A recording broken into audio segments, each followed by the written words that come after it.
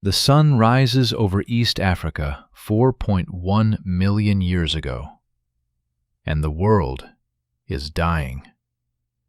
Not quickly, not dramatically, but slowly, inexorably, the way a river dries to mud, then to cracked earth, then to dust. The great forests that once carpeted this land are retreating northward, fleeing before an enemy they cannot fight. Climate change on a scale that would make our modern concerns seem like a gentle spring rain. Imagine standing on what will one day be called the Afar Triangle in Ethiopia. The air shimmers with heat, even in these early morning hours. Where towering trees once created a canopy so thick that sunlight became a rare commodity on the forest floor, now there are only scattered groves of acacia and wild fig. Between them stretch vast golden seas of savanna grass, punctuated by thorny shrubs and the occasional baobab tree standing like a sentinel from a dying age.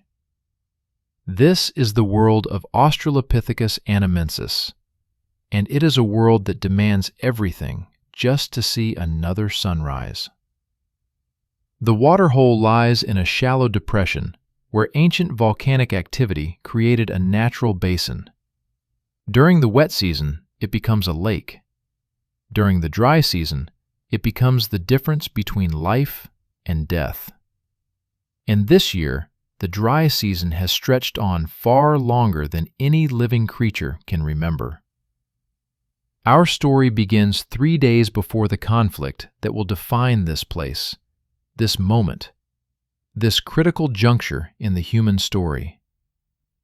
The Australopithecine tribe numbers 23 individuals. They have no name for themselves, no concept that would separate us from the world. But if they did, they might call themselves the Waterhole people, because for 3 generations, this place has been their anchor point in a hostile world. At the center of the tribe is Broken Tooth, a female in her late 20s, ancient by the standards of her species. She earned her name, if we can call it that, from the observers who will never exist to see her, from a diagonal crack that runs through her left canine, the result of a fall from a tree 5 rainy seasons ago. She survived. Many don't.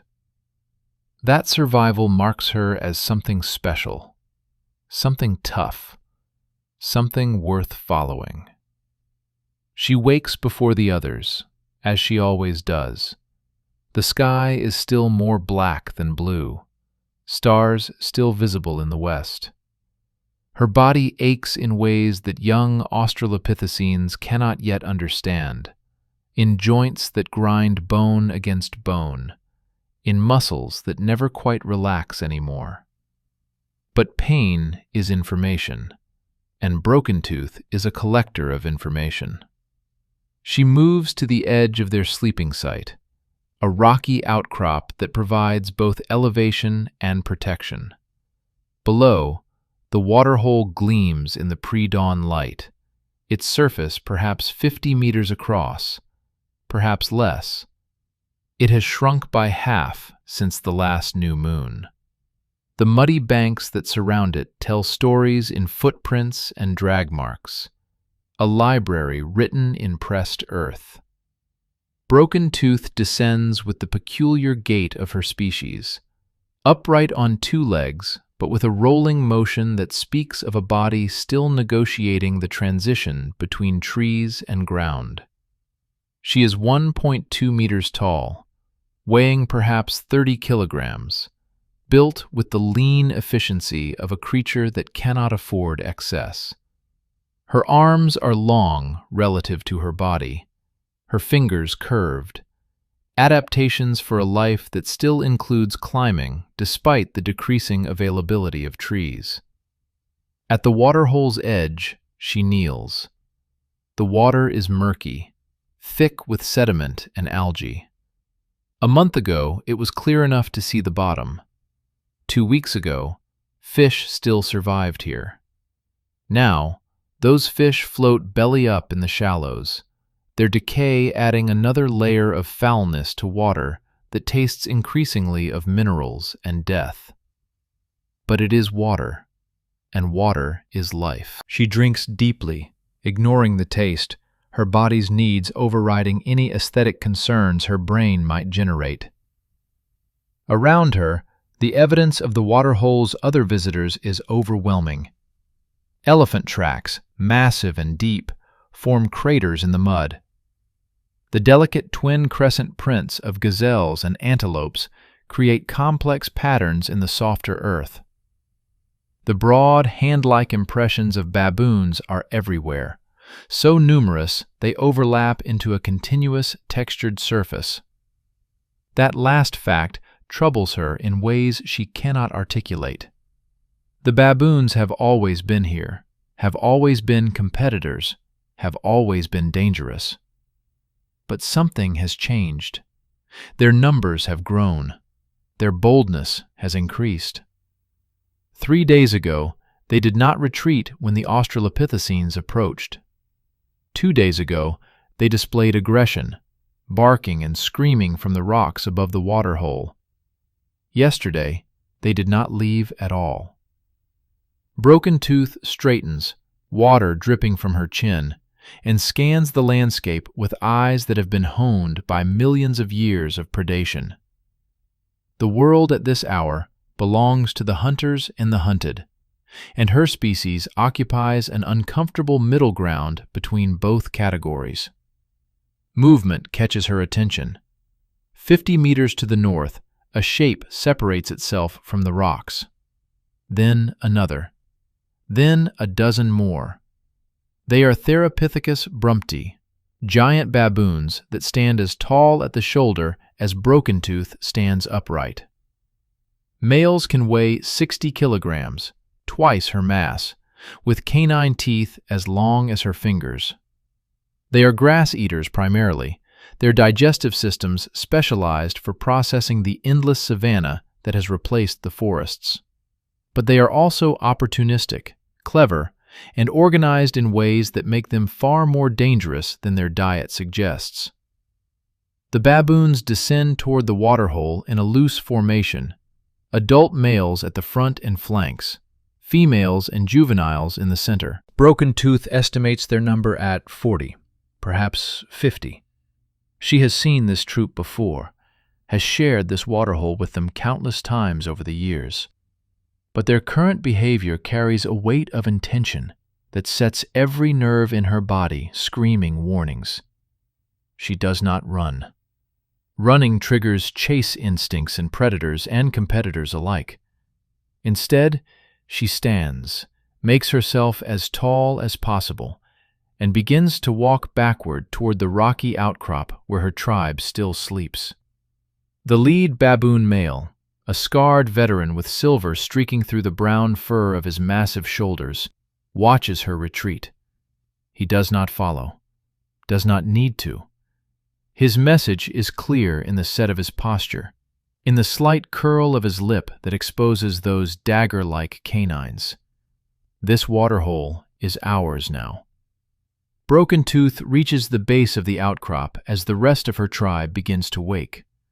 Sharpcall, the dominant male, emerges from a shallow cave mouth, blinking in the growing light.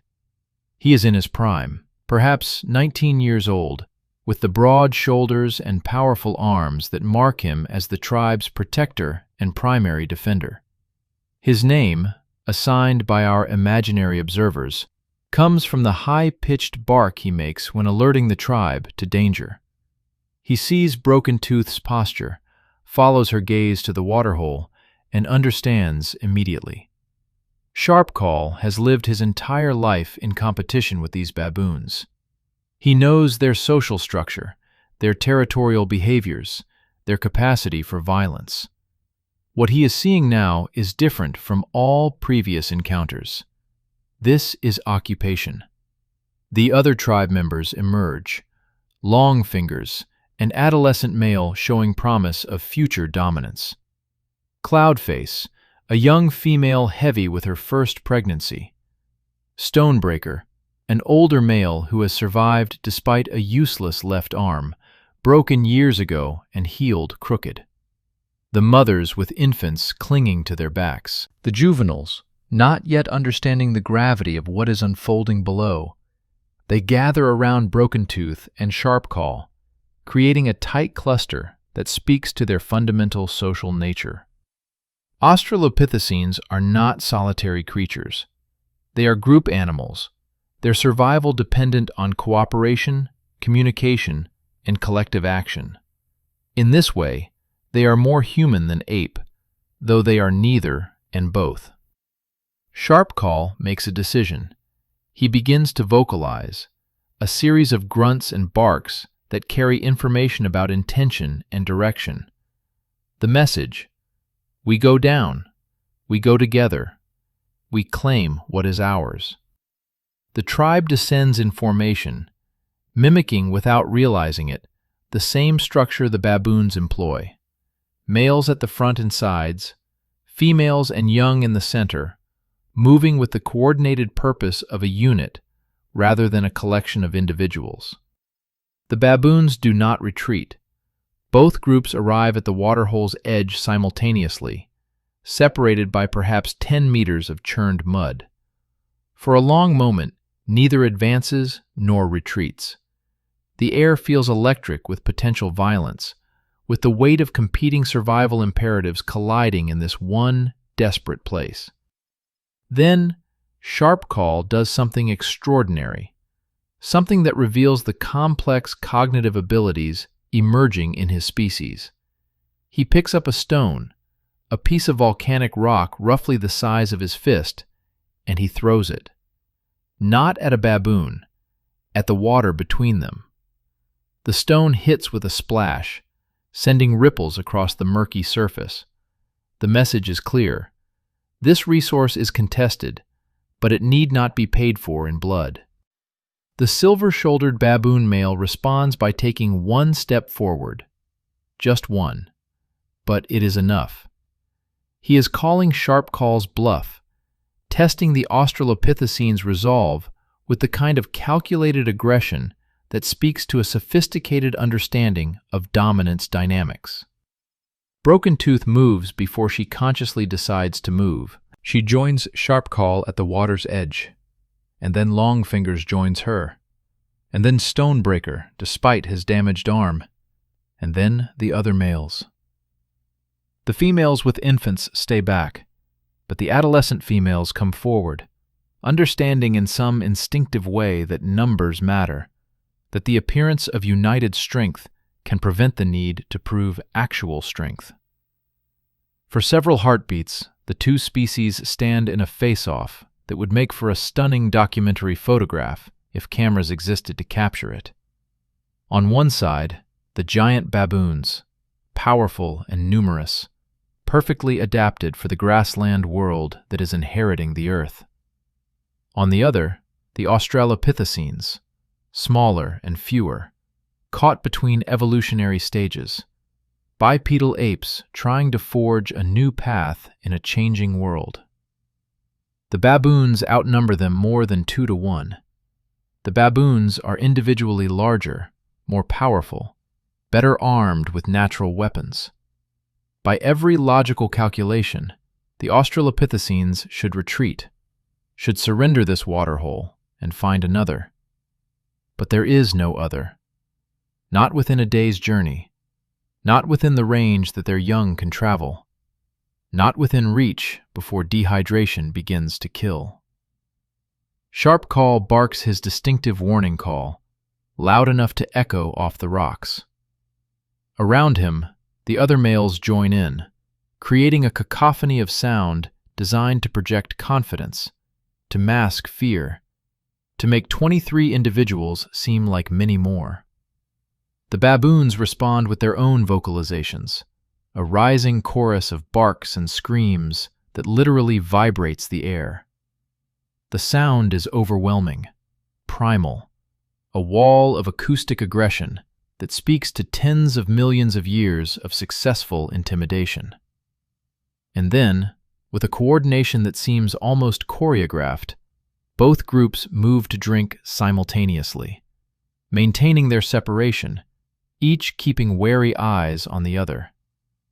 The truce is temporary, fragile, held together by mutual need and mutual uncertainty about the cost of conflict. But as Broken Tooth drinks the increasingly foul water, as she watches the baboons through the periphery of her vision, she knows with the certainty that comes from a lifetime of reading the subtle languages of survival, this cannot last. The waterhole is shrinking. The drought is deepening. The resources that could once support both species in uncomfortable coexistence are approaching a threshold where only one can survive. The 3-day war hasn't begun yet, but its opening moves are being played out in this tense morning standoff, in the calculations being made by two species who share more in common than either realizes, who both understand that sometimes survival demands violence. The sun climbs higher, burning away the last cool hours of morning. The waterhole gleams between them, already visibly smaller than it was at dawn, its surface lowering as the heat draws moisture skyward, as the earth beneath drinks deep of what remains. 3 days. That's all that remains before this fragile balance shatters. 3 days before this waterhole becomes a battlefield. 3 days before the question of who will inherit this dying land must be answered in blood and stone and screaming chaos. Broken Tooth finishes drinking and begins to back away from the water's edge. The baboons do not follow, not yet. But the silver-shouldered male watches her retreat with eyes that calculate, that plan, that see her not as a threat, but as an obstacle that will soon need to be removed. As the Australopithecine tribe climbs back to their rocky outcrop, as they settle into the business of surviving another day of heat and hunger and fear, none of them know that they are living through the opening hours of a conflict that will decide more than just their individual fates. They are participating in a test, a trial run of capacities that will eventually define a lineage. The ability to organize, to strategize, to turn environmental objects into tools and weapons, to communicate complex intentions across multiple individuals, to stand against superior force through unity and innovation. They don't know they are rehearsing for humanity. They only know they are thirsty, and the water is running out, and something must be done. The Council of Stones. The heat of midday turns the savanna into a shimmering hellscape, where even the insects seek shade. Broken Tooth sits in the shadow of an acacia tree, one of the few still standing within reasonable distance of the waterhole. Around her, the tribe has scattered to various patches of shade, conserving energy, waiting for the temperature to become survivable again. This is how life works now, in 2-hour blocks of activity, separated by long stretches of enforced stillness. But Broken Tooth's mind does not rest. She watches the waterhole below, where the baboons have established what can only be called a perimeter. They have not left since the morning confrontation. Groups of males rotate through guard positions on the rocks surrounding the basin, while females and juveniles rest in the sparse shade, grooming each other with the methodical attention that reinforces social bonds and hierarchy. This is new behavior, unprecedented. The baboons have always been competitors, yes, but they have been mobile competitors, ranging across vast territories, never staying in one place for more than a few hours. What Broken Tooth is witnessing now is something different. A strategic occupation. A claim of permanent ownership enforced by constant presence. She makes a sound, low in her throat, a vocalization that carries meaning to those who know her. Within minutes, Sharp Call approaches, followed by Stonebreaker and Longfingers. The males settle around her in a loose semicircle, their postures attentive.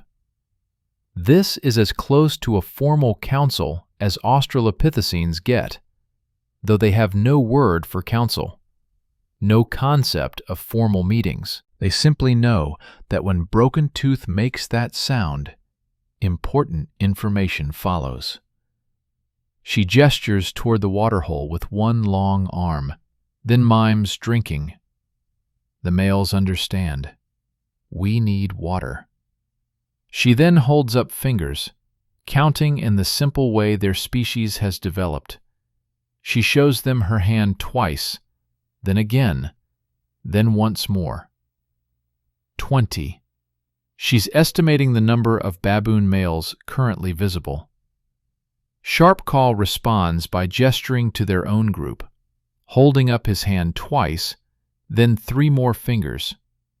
23 total. But he then separates out the females with infants, the very young, the elderly. His gesture is clear. We have perhaps 12 who can fight. 12 against 20 or more males, plus the baboon females who, while smaller than males, are still formidable fighters when defending their young or territory. The mathematics of violence are not in the Australopithecine's favor. But then Longfingers does something remarkable. He picks up a stone, one of the many pieces of volcanic rock that litter this landscape. He hefts it, testing its weight, then makes a throwing motion toward an imaginary target. His meaning is clear. We have something they don't. Stonebreaker, despite his damaged arm, grunts approval and picks up his own rock. He demonstrates how even with one functional arm, he can still hold a stone ready, can still contribute to defense. His determination is infectious, spreading through the small gathering like electricity through water. Sharp Call stands and begins to move among the scattered members of the tribe, making his distinctive bark, gathering them. The females look up from their rest. The juveniles cease their play.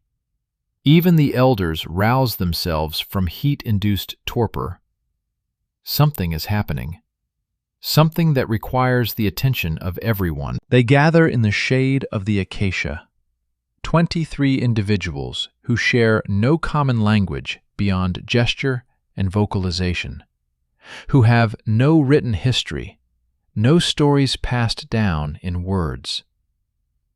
But they have something more fundamental than language.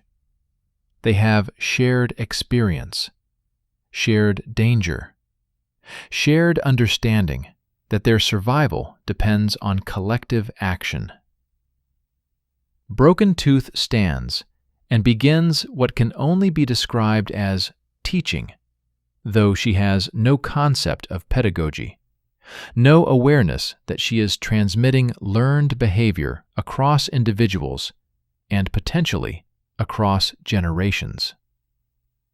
She picks up a stone, not just any stone, but one that fits comfortably in her hand, roughly spherical, heavy enough to do damage, but light enough to throw accurately. She demonstrates the throwing motion, the wind-up, the release, the follow-through. The stone sails through the air and strikes a termite mound 15 meters away with a satisfying crack. The tribe watches in silence. Some have seen this before. Sharp Call and Stonebreaker particularly have practiced this technique. But others are witnessing it for the first time as a deliberate, teachable skill rather than a random act of frustration or play. Longfingers picks up his own stone and mimics her motion. His throw is wild, sailing past the termite mound by several meters. He tries again and again. Each repetition brings improvement, his body learning the mechanics of acceleration and release, his brain calculating trajectories without understanding the physics involved. Cloudface, the pregnant female, watches with interest. She is too heavy, too ungainly to fight directly, but she understands projectile weapons in a different context. She has seen Sharpcall use stones to knock fruit from high branches, has seen juveniles throw rocks at scavengers trying to steal food. What Broken Tooth is proposing is an extension of these behaviors, a weaponization of a tool use capacity that has existed in their lineage for millions of years. One by one, the tribe members who are physically capable begin to practice. The sound of stones striking the termite mound creates a rhythm, punctuated by grunts of effort and occasional barks of satisfaction when someone makes a particularly good hit. The baboons notice the activity. The silver-shouldered male stands on his prominent rock overlooking the waterhole, watching the australopithecines with an intensity that suggests more than casual interest. He can see the stones being thrown, can hear the impacts. Does he understand the implication? Does his brain make the connection between this practice and potential violence directed at his troop? Impossible to know for certain, but his response suggests concern. He barks commands to his males, who shift their positions, forming a tighter defensive perimeter around the waterhole. The message is clear. Whatever you are planning, we are ready. As the afternoon stretches toward evening, as the practice session continues, something shifts in the Australopithecine tribe. It is subtle, almost imperceptible, but it is there. A growing sense of capability, of potential power. The stones in their hands are equalizers, force multipliers that can extend their reach and magnify their strength. Stonebreaker makes a discovery. With his one good arm, he cannot throw effectively, but he can brace a large stone against his body and use his functional arm to hold smaller stones ready for others. He becomes, in essence, an ammunition bearer, a support role that allows him to contribute despite his disability. His eyes meet Broken Tooth's, and in that exchange is recognition, gratitude, purpose. Sharpcall organizes the practicing throwers into rough groups. The males with the strongest arms on one side, the younger but more accurate throwers on another, the females without infants in a third group. He is creating units without understanding the military terminology, assigning roles based on capability and positioning. The sun begins its descent toward the horizon, painting the savanna in golds and oranges. This is typically the time when both species would approach the waterhole for evening drinks. But today, the Australopithecines do not move. They remain in their gathering place, stockpiling stones, arranging them in piles by size and weight, preparing. The baboons watch this preparation with increasing agitation. Their vocalizations grow louder, more aggressive.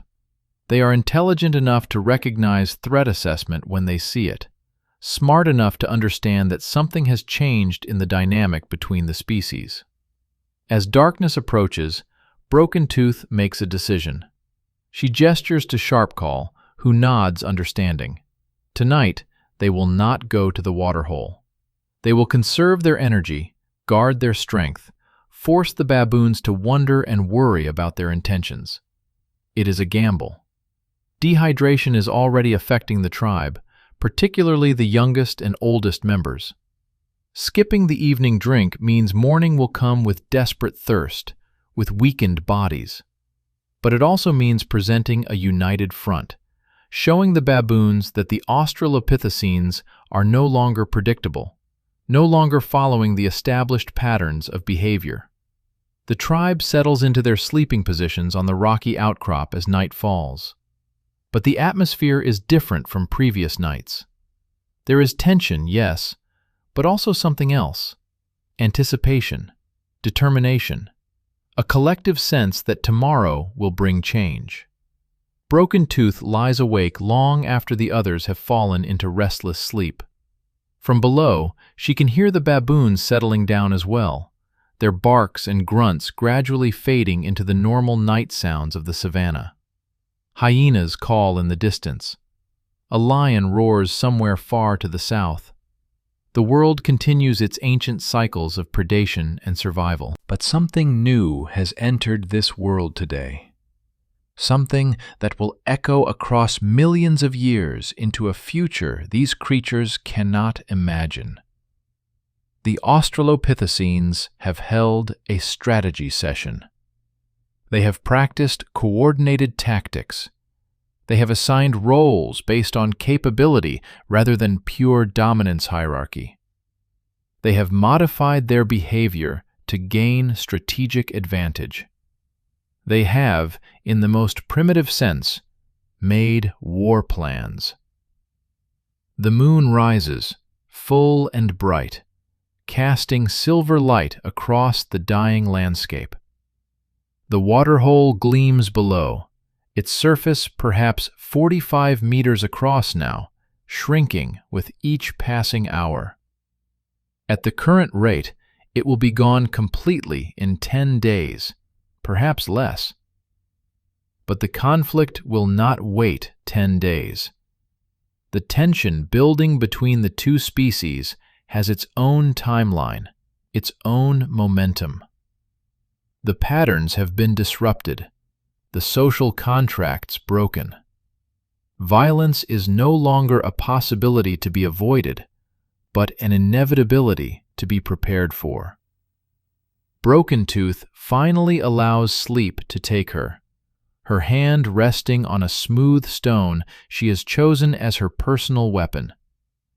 It fits her grip perfectly, weighs perhaps half a kilogram, is worn smooth by ancient water flow. In the moonlight, it looks almost like a manufactured object, though it is entirely natural, shaped only by geological forces over millions of years. She does not dream. Australopithecines lack the complex sleep architecture that produces the kind of dreams humans experience.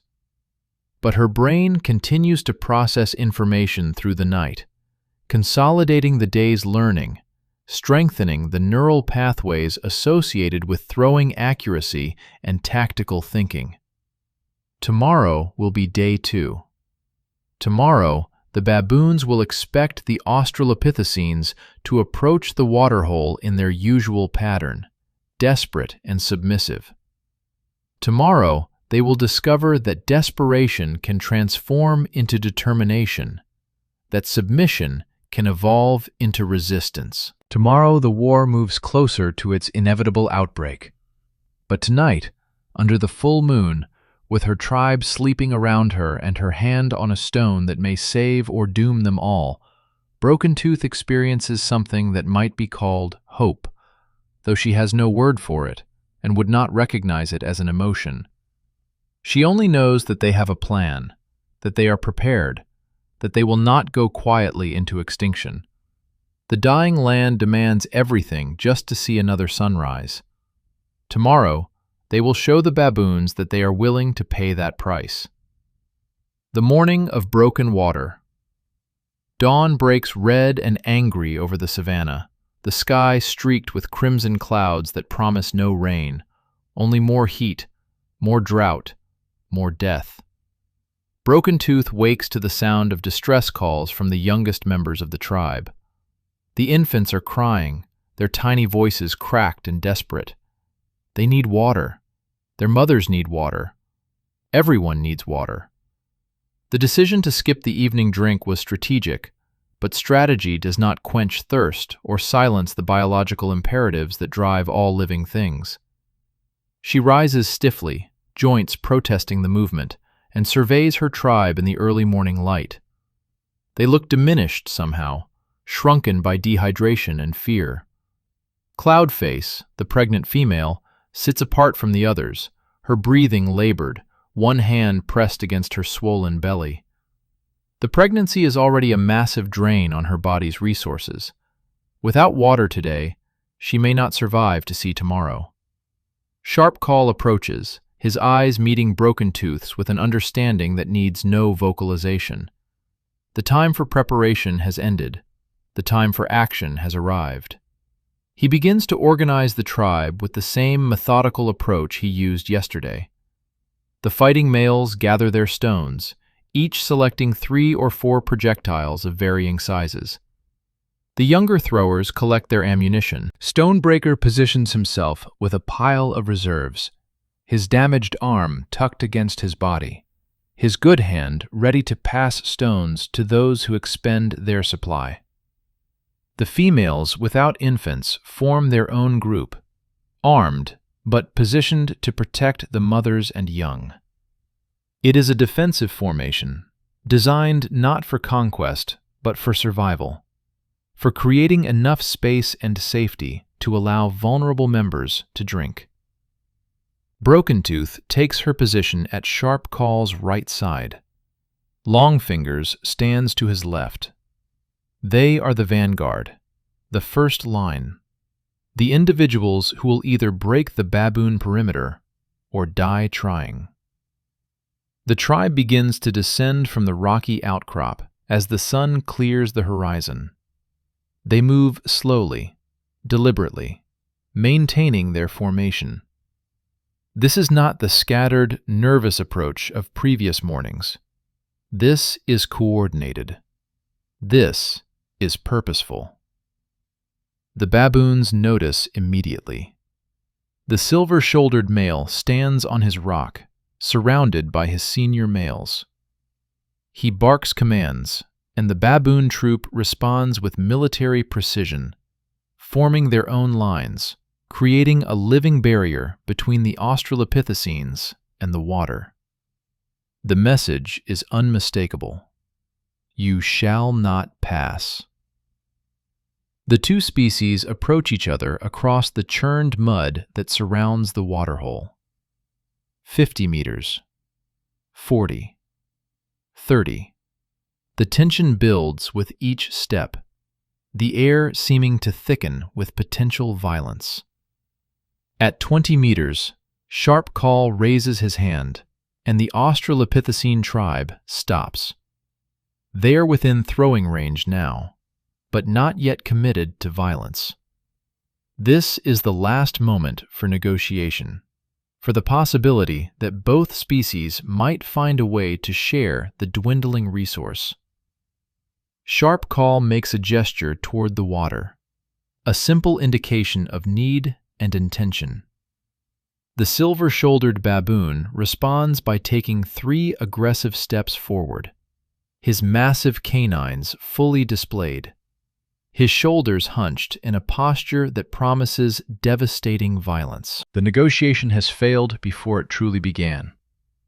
What happens next occurs in heartbeats, in the space between breath and action, in the moment when potential energy becomes kinetic reality. Longfingers throws the first stone. His target is not the silver-shouldered male, but a younger baboon to the left, one who has been displaying particularly aggressive behavior. The stone catches the baboon on the shoulder, not a devastating hit, but painful, surprising. The baboon yelps and stumbles backward. The effect on the baboon troop is electric. They surge forward as one, a wave of brown fur and bared teeth and screaming rage. But they are met not with fleeing prey, but with a volley of stones thrown with desperate accuracy by individuals who have spent the previous day practicing exactly this response. 3 more baboons are hit in rapid succession. One takes a stone to the head and goes down hard, blood streaming from a gash above his eye. Another catches a projectile in the ribs and doubles over. A third stone misses its target, but strikes the ground in front of the advancing line, creating a puff of dust that momentarily disrupts the charge. The baboons hesitate. This is not the response they expected. This is not how australopithecines behave. The confusion lasts only seconds, but seconds matter in combat. Sharp Call uses that moment to lead a coordinated advance. The male australopithecines move forward in a line, throwing as they walk, creating a continuous barrage that forces the baboons to dodge, to duck, to break their formation.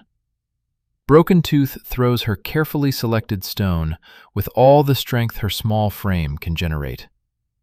It flies true, striking a large male baboon in the chest. The impact is solid, meaty, the kind of hit that does real damage.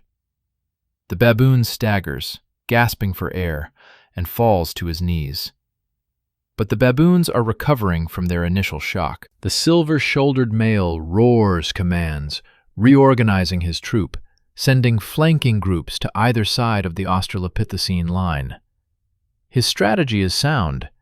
Envelop the smaller force, attack from multiple angles, overwhelm them with superior numbers. The australopithecines see the flanking movement and respond.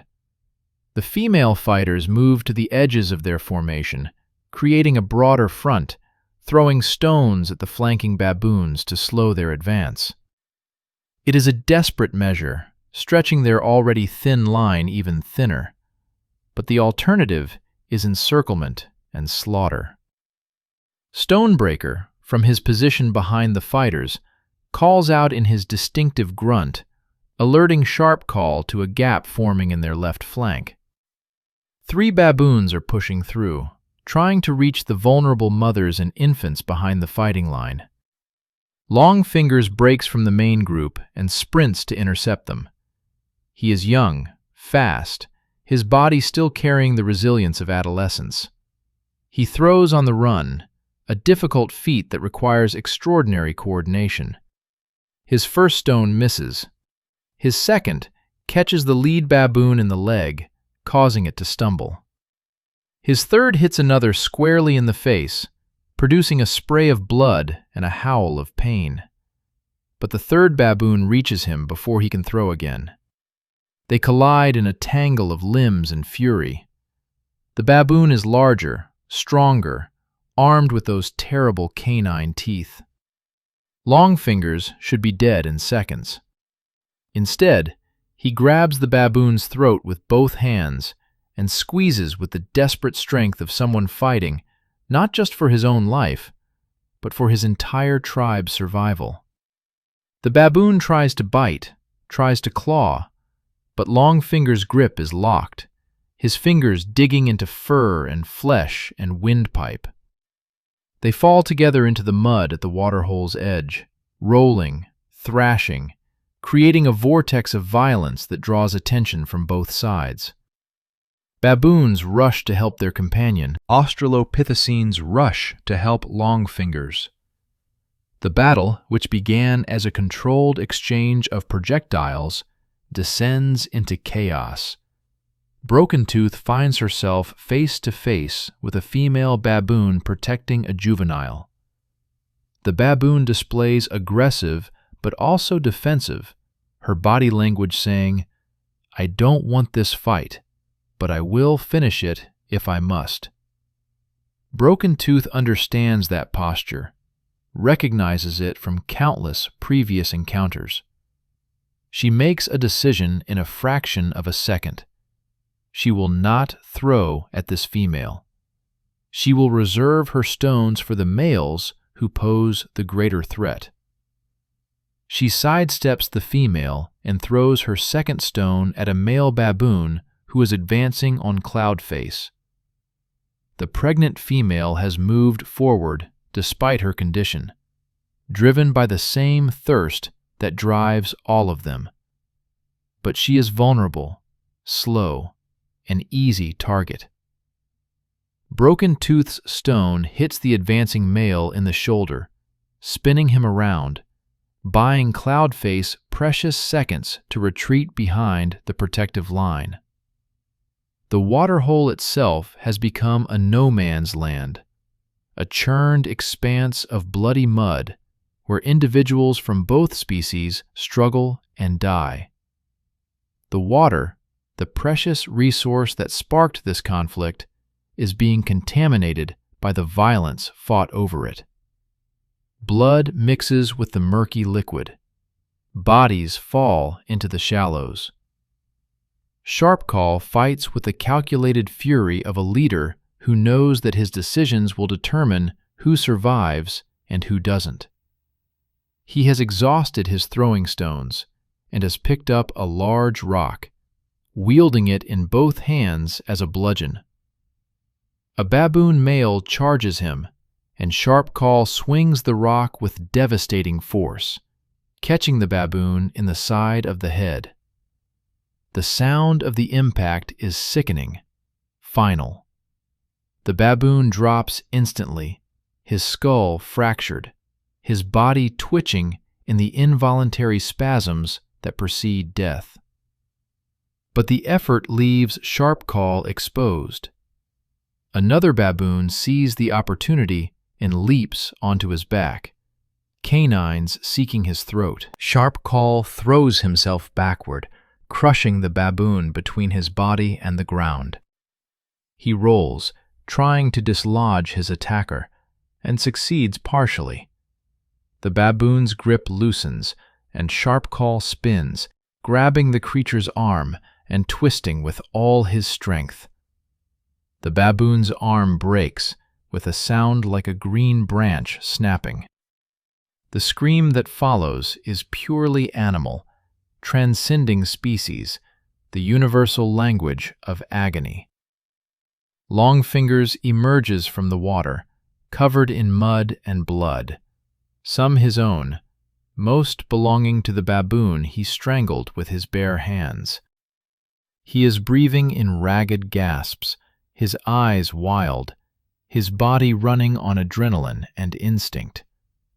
He sees another threat and moves to intercept it without conscious thought, his body now a weapon aimed by pure survival drive. The battle has lasted perhaps 5 minutes, though to those experiencing it, time has become meaningless, has collapsed into a series of disconnected moments strung together by violence and fear. And then, as suddenly as it began, it pauses. Both sides pull back simultaneously, driven by the same instinct that prevents most animal conflicts from reaching total annihilation. The cost has become too high, the casualties too numerous, the victory too uncertain. The Australopithecines retreat to a position 15 meters from the water's edge. They have lost 2 members, an older male who took multiple baboon bites to the throat and bled out in the first minute of fighting, and a juvenile female who was caught by the flanking group and killed before help could reach her. The baboons have lost 5 members killed outright, with another 3 so severely wounded they will likely not survive the day. The silver-shouldered male himself sports a deep gash across his face from a stone thrown by Broken Tooth, blood matting his fur, dripping from his chin. The Waterhole lies between them, churned into a soup of mud and blood and desperate necessity. Bodies float in the shallows. The pristine resource that both species need for survival has been transformed into a monument to the cost of that survival. For a long moment, neither side moves. They simply stare at each other across the killing ground, both recognizing that something has fundamentally changed. This is no longer a simple territorial dispute. This has become existential, a conflict that will only end when one species surrenders the waterhole entirely or one species is destroyed. Broken Tooth's throat is parched, her tongue swollen, her body screaming for the water that lies so close yet remains unreachable. Around her, her tribe is in similar condition. They are bloodied, exhausted, traumatized. They have killed and watched their own be killed. They have discovered capacities for violence they did not know they possessed. But they have not drunk. Sharpcall makes a decision. He gestures to Stonebreaker, who understands immediately and begins passing out the reserve stones. They will try again. They must try again. The alternative is death by dehydration, which is merely a slower, more certain form of death than combat provides. The tribe begins to advance once more toward the water. The baboons, seeing this, begin their own reorganization. The silver-shouldered male barks commands, rallying his troop despite their casualties, despite the shocking effectiveness of the stone-throwing strategy they have just experienced. The second assault is about to begin when something extraordinary happens. Cloudface, the pregnant female who has been sheltering behind the fighting line, suddenly cries out in pain. Not the pain of injury, but of labor. Her water breaks, the fluid mixing with the mud beneath her feet. She collapses to her knees, her body beginning the process that cannot be stopped, that will not wait for convenient timing or safer circumstances. She is going to give birth on a battlefield, surrounded by enemies, with no water to clean the infant or sustain the mother through the ordeal ahead. The entire Australopithecine tribe turns toward her, their attention pulled from the tactical situation by the primal importance of new life. Even in the midst of war, even with enemies arrayed before them, the birth of a child demands acknowledgement, demands protection, demands everything. And incredibly, impossibly, the baboons also pause. The silver-shouldered male watches Cloudface's distress with an expression that suggests something more than simple animal cunning. He sees vulnerability, yes, but he also sees something that resonates across the species boundary, the universal struggle of birth, the shared mammalian experience of bringing new life into a hostile world. For perhaps 30 seconds, the war stops. Both species watch as Cloudface labors, as her body contracts and pushes, as she screams in pain and effort. The females from both groups seem particularly affected, their own experiences of birth creating an empathetic connection that transcends the current conflict. But 30 seconds is all the mercy that this dying land can afford. The moment passes. The silver-shouldered male seems to shake himself free from whatever empathy briefly gripped him. He barks new commands, and the baboon troop begins to advance once more, taking advantage of the Australopithecine's divided attention. Sharpcall faces an impossible choice: defend against the advancing baboons, or protect Cloudface during her most vulnerable moment. He cannot do both effectively. Broken Tooth makes the decision for him. She moves to Cloudface's side, along with two other older females. They will guard the laboring mother. The rest must hold the line. The battle resumes, but now it is complicated by the screams of a female giving birth, by the knowledge that new life is entering the world even as old life is being violently extinguished. The Australopithecine fighters throw their stones with renewed desperation, creating a barrier of projectiles that the baboons must navigate to reach Cloudface. Longfingers fights like someone possessed, throwing stone after stone, each one finding a target, each hit buying precious seconds. His accuracy is supernatural, born from a combination of practice, desperation, and the peculiar clarity that sometimes comes in moments of extreme stress. The sun climbs higher, the heat intensifies, and the battle continues its grinding, terrible logic. Neither side can afford to retreat. Neither side can afford to win at the cost victory would demand. They are locked in a stalemate written in blood and screaming, and the slow, steady shrinking of the waterhole that caused all of this. And then, cutting through the chaos, a new sound emerges. The cry of a newborn infant, thin and reedy but unmistakable. Cloudface has delivered her child, a tiny female who opens her eyes on a world at war. The infant's cry seems to reach something deep in the Australopithecine fighters. They have been defending an abstract concept, territory, resources, tribal survival. Now they are defending something concrete, this specific life, born this morning, innocent of the violence that surrounds her existence. They fight with renewed intensity, driven by purpose that transcends self-preservation. The baboons feel the shift, sense the change in their opponent's determination. The silver-shouldered male recognizes the danger of continuing this assault. His troop has already taken devastating casualties. The stone-throwing strategy has proven far more effective than any baboon could have anticipated. And now the Australopithecines are fighting not just for survival, but for something that makes them even more dangerous. They are fighting for their children. He makes a strategic decision that will save his troop from further losses, but seal the fate of the next 2 days' events. He calls the retreat. The baboons pull back, not in panicked flight, but in organized withdrawal, maintaining defensive formations as they move away from the immediate waterhole area.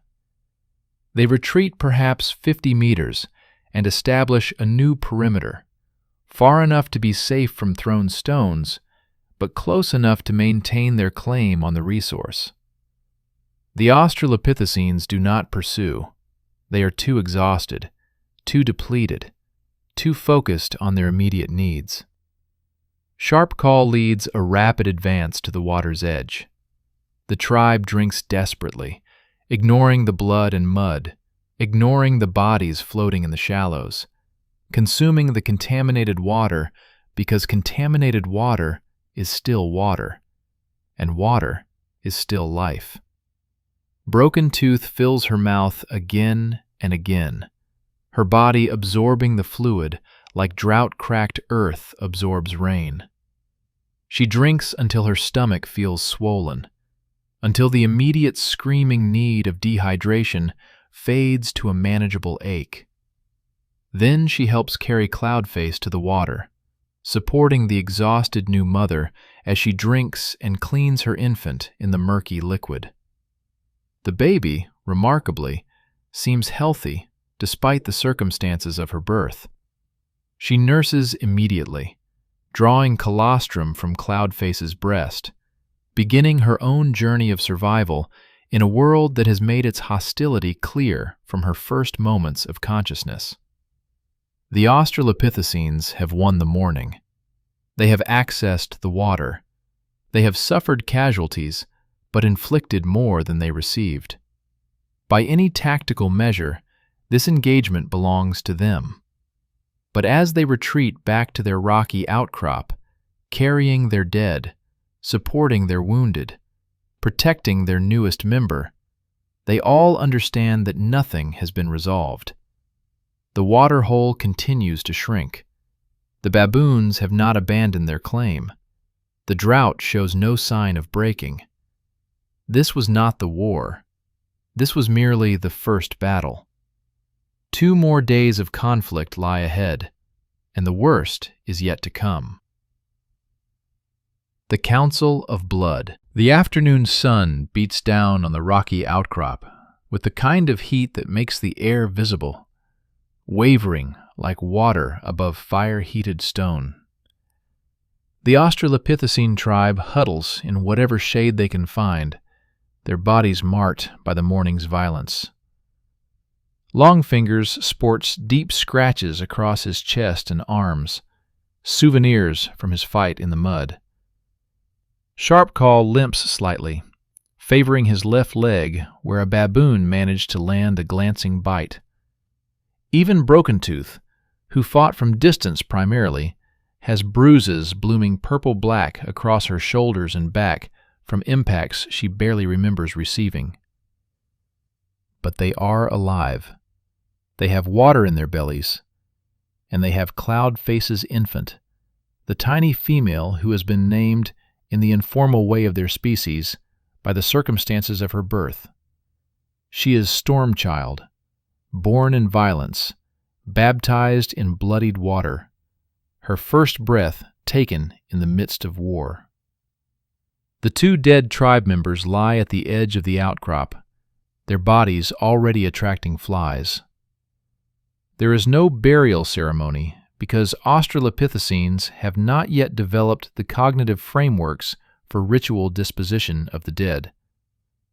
There is only acknowledgement, a recognition that these individuals were part of the collective and now are not, a grief that exists without language to express it. Stonebreaker sits beside the body of the older male who died in the first minutes of fighting. They were cousins, if that term can be applied to creatures who have no words for family relationships beyond immediate mother-child bonds. Stonebreaker makes a sound low in his throat, something between a grunt and a whine, and gently touches the cooling face of his fallen relative. The gesture communicates everything that words might. I remember you. I acknowledge your loss. I mourn that you are gone. Sharpcall does not allow the tribe long for grief. He moves among them with purpose, checking injuries, assessing capability, calculating who can fight again if necessary, and who must be relegated to defensive positions. His evaluation is brutal in its practicality, but necessary for survival. He stops at Longfingers, examining the deep scratches that crisscross the young male's torso. Some are superficial, already clotting.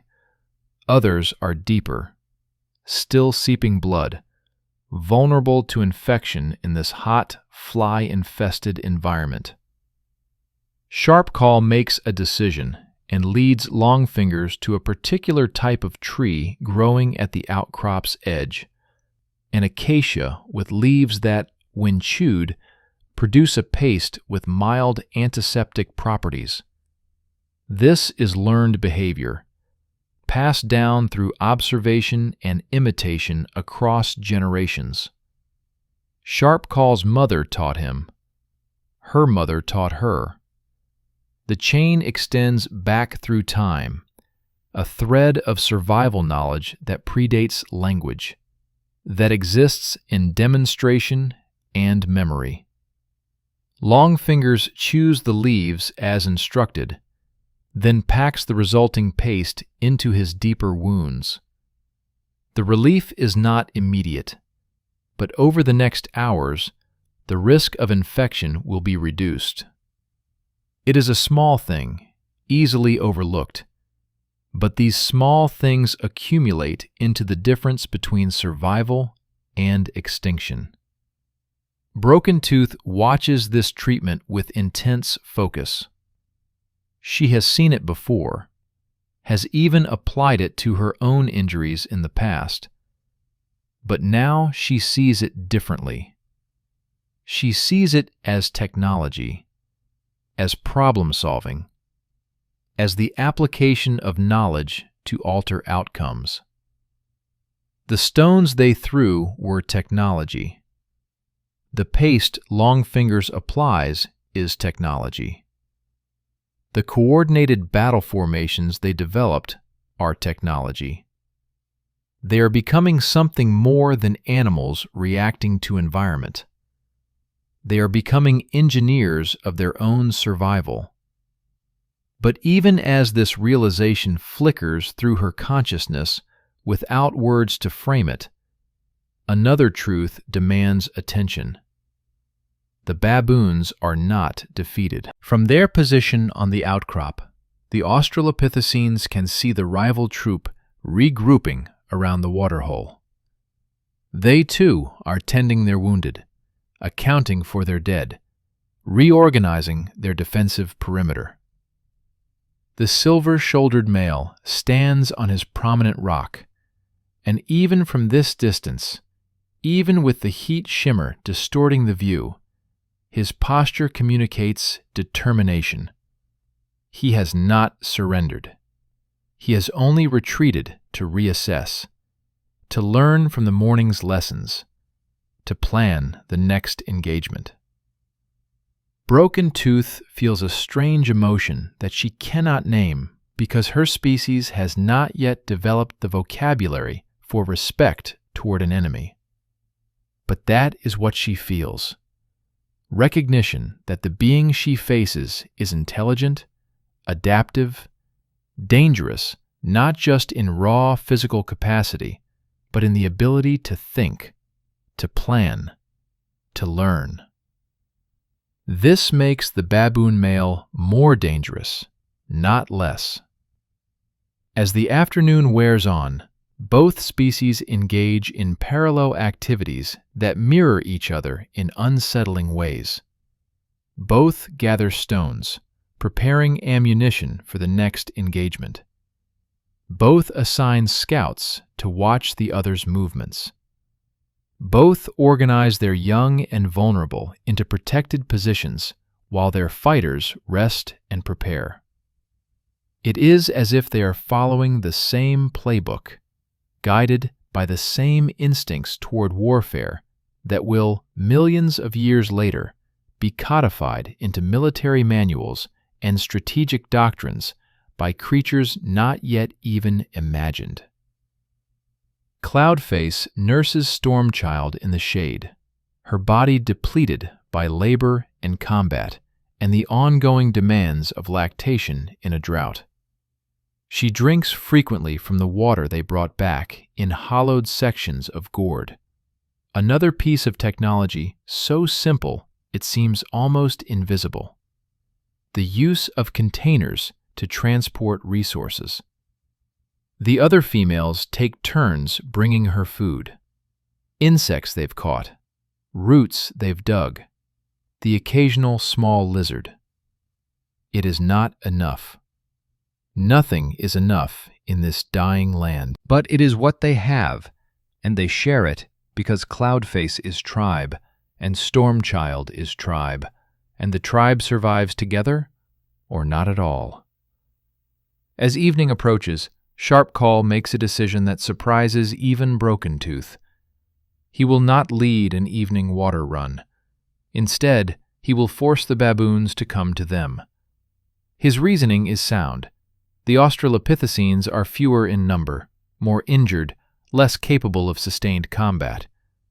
But they hold the high ground on their rocky outcrop. They have practiced throwing from elevation. If the baboons want to dislodge them, if the baboons want to claim this territory as well as the waterhole, they will have to attack uphill against defenders armed with stones. It is a gamble that trades short-term water access for long-term strategic advantage. It is also a test. Will the baboons be content with controlling the Waterhole, or will they push to eliminate the Australopithecine tribe entirely? The answer comes as the sun touches the horizon.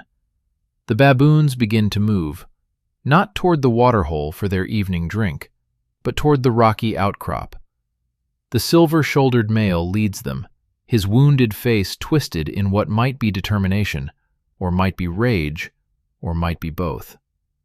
Behind him come 20 or more males, moving with coordinated purpose, spreading out as they approach to make themselves harder targets. They are coming to finish this. Sharp Call barks his warning call, and the tribe responds immediately. Those who can fight take positions among the rocks, stones ready.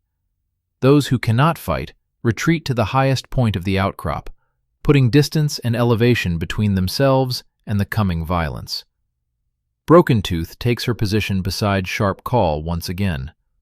Long Fingers is on her other side, his wounds forgotten in the rush of adrenaline, his hands gripping stones that he will throw with the accuracy that has already proven deadly. Stonebreaker is behind them with the ammunition reserves, his damaged arm no longer a disability, but simply a fact to be worked around.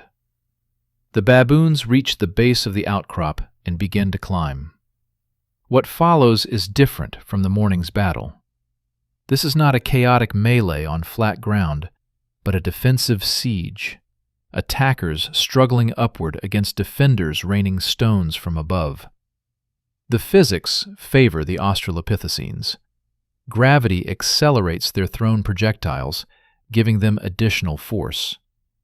The baboons must climb while dodging, must advance while exposed, must fight uphill against an enemy that has learned, in just one day, to turn their environment into a weapon. The first wave of baboons is met with a barrage that is devastating in its coordinated timing. Sharp Call has organized the throwers into groups that release in sequence, creating a continuous stream of projectiles that gives attackers no safe moment to advance.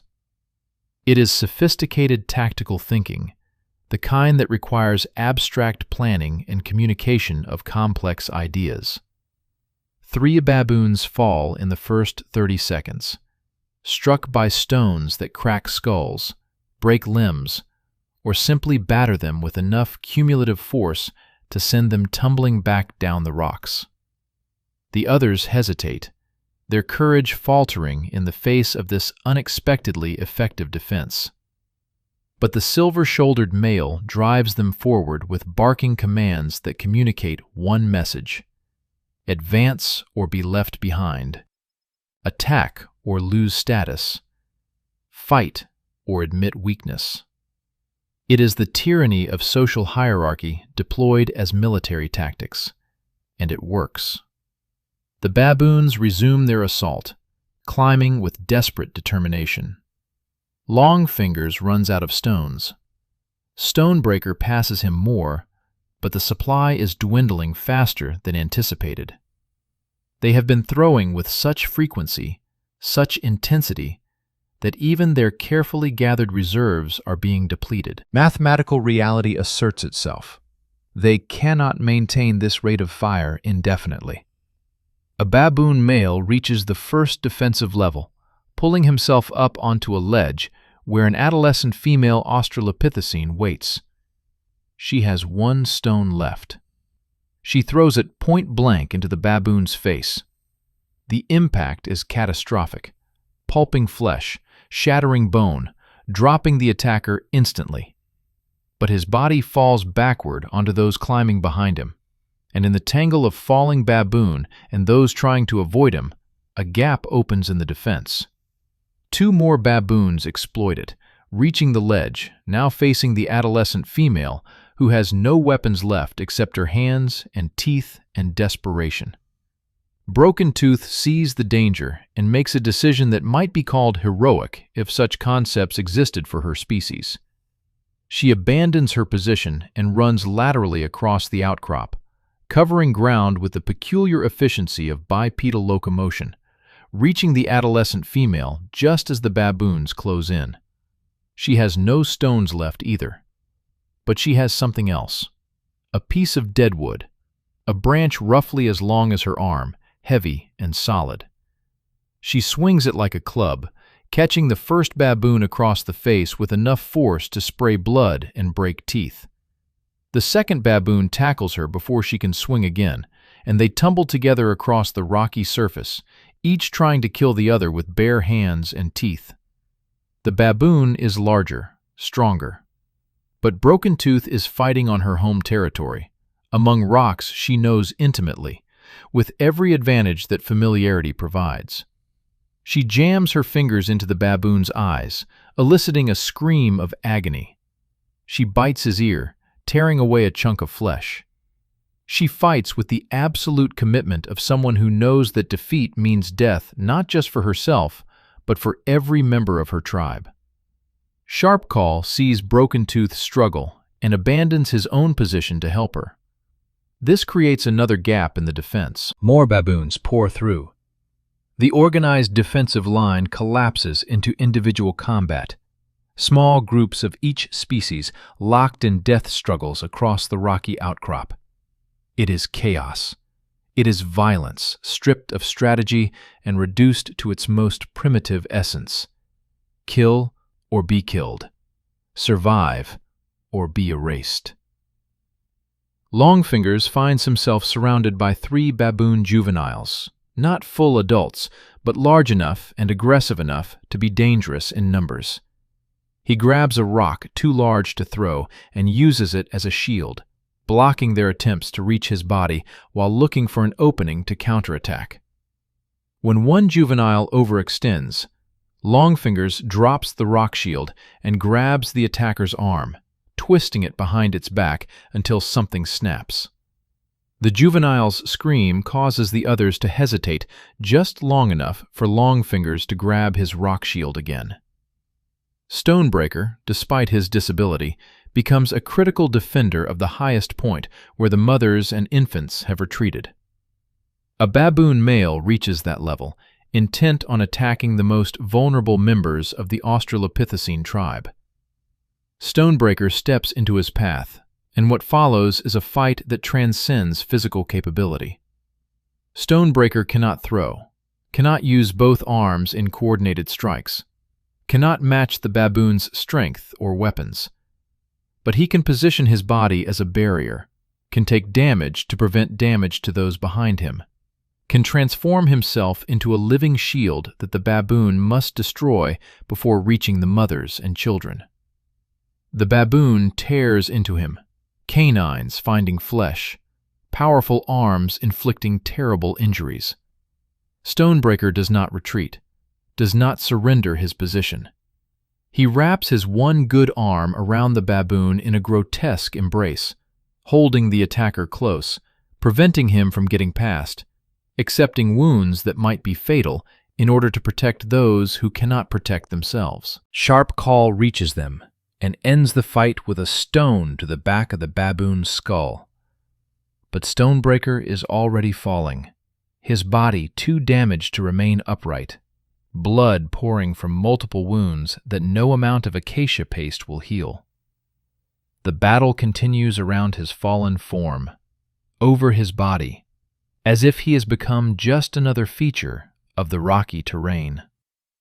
And then, as suddenly as it began, it ends. The baboons retreat, not because they are defeated, but because darkness is falling, and continuing the fight in darkness would mean casualties from falls and friendly fire, and simple inability to distinguish friend from foe. The silver-shouldered male calls his troop back, and they descend the rocky outcrop, leaving their dead and wounded behind in the chaos of retreat. The Australopithecines do not pursue. They have nothing left to pursue with. They count their losses as the last light fades. Stonebreaker, mortally wounded, dying even as they gather around him. 2 more males dead from injuries sustained in combat. The adolescent female that Broken Tooth tried to save, killed when a baboon's canines found her throat. 6 members of the tribe dead in one day. 6 out of 23. They have lost more than a quarter of their number, but they still hold the high ground. They still have their mothers and infants protected. And Stormchild, born this morning in violence, still lives, still nurses, still represents the future that they are fighting to preserve. Broken Tooth sits beside Stonebreaker as his breathing becomes labored, as his body begins the shutdown process that precedes death. She places her hand on his chest, feeling the heartbeat growing erratic, slowing, finally stopping. When he dies, she makes a sound that is not quite language, but communicates grief as clearly as any words could. Sharp Call stands at the outcrop's edge, looking down at the waterhole where the baboons have retreated. Even in darkness, he can see their shapes moving around the water, tending their own wounded, mourning their own dead. The conflict has been devastating for both species, but it is not over. The waterhole continues to shrink. The drought continues to tighten its grip on the land, and neither species has shown any sign of abandoning their claim. Tomorrow will be day 3. Tomorrow will be the final day, because neither tribe can sustain these casualties much longer. One way or another, the question of who controls the waterhole must be answered. Broken Tooth moves among the tribe in the darkness, checking on each individual, offering what comfort she can through presence and touch. She reaches Cloudface, who sits nursing Stormchild, the infant blissfully unaware of the violence that has defined her first day of life. "Tomorrow," Broken Tooth says, though the word she makes is not tomorrow, but a vocalization that communicates the concept of next sunrise, of continuation, of the relentless march of time toward resolution. Cloudface looks up at her, exhaustion written in every line of her face, and makes a sound that might be agreement, or might be resignation, or might simply be acknowledgement that they have no choice but to face whatever tomorrow brings. The tribe settles into restless sleep, bodies pressed together for comfort and warmth, the living surrounding the newest member, creating a cocoon of protection around Stormchild, who will either inherit this land or die trying. Above them, the stars wheel across the sky in their eternal patterns, indifferent to the small drama playing out below, uncaring whether Australopithecines or baboons or any other species survives to see the next sunrise. The dying land demands everything. Tomorrow, they will discover if everything they have is enough. The dawn of stone and blood, the third dawn, breaks over a landscape transformed by violence into something that resembles a battlefield from wars millions of years in the future. Bodies lie scattered across the rocks, both species dead, left where they fell, because neither tribe has the resources to spare for proper disposition. Vultures circle overhead, their shadows crossing the ground in slow, patient spirals. They know what the living creatures below have not yet fully accepted. This conflict will produce a feast for scavengers, regardless of which side claims victory. Broken Tooth wakes to the sound of labored breathing. Around her, the surviving tribe members are in various states of exhaustion and injury. They number 17 now, down from 23 just 2 days ago. Of those 17, only 8 are capable of meaningful combat. The others are too young, too injured, or too essential to risk. The mothers with infants, the elderly who provide knowledge but not strength. Cloudface, who is still recovering from giving birth. She rises and moves to the outcrop's edge, looking down at the waterhole that has caused all of this suffering. In the early morning light, she can see that it has shrunk even further. What was 50 meters across 2 days ago is now perhaps 30 meters. At the current rate of evaporation, it will be completely dry in less than a week. But a week is an eternity measured against the immediate crisis. The Australopithecine tribe's water reserves, stored in their primitive gourd containers, will last perhaps one more day. After that, they must access the waterhole or begin dying of dehydration. The baboons face the same mathematical reality. Broken Tooth can see their troop gathered around the water's edge, drinking deeply, filling their bellies against the uncertainty ahead.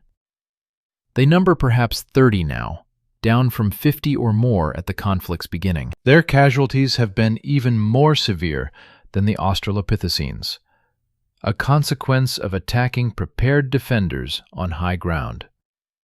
But 30 is still more than 17. Numbers still favor the baboons, even after 2 days of devastating losses. Sharp Call joins Broken Tooth at the edge, his presence announced by his distinctive, limping gait. The bite wound on his leg has worsened overnight, showing signs of infection despite treatment. He should be resting, conserving strength, but leaders do not have the luxury of rest when their tribe faces extinction. He looks at the waterhole, then at Broken Tooth, and makes a gesture that communicates a complex idea. We cannot win by fighting. The statement is remarkable not for its content, but for the fact that it can be communicated at all. That two individuals can share an abstract strategic assessment through gesture and vocalization alone. Broken Tooth responds with her own gesture. Then we must change how we fight. She points to the waterhole, then traces a line with her finger around its perimeter, then makes a throwing motion, followed by a blocking motion. Her meaning is clear, but ambitious. We encircle the water. We deny them access. We force them to come to us where we are strongest. Sharp Call considers this proposal. It would require the tribe to abandon the safety of the high ground, to spread themselves thin around the waterhole's perimeter, to commit every fighter they have to a defensive ring that has no fallback position. If the baboons break through at any point, if the line collapses, there will be no retreat to safety. It will be total victory or total annihilation. He makes a decision. He begins to wake the tribe, gathering those who can still fight, explaining through gesture and demonstration what must be done.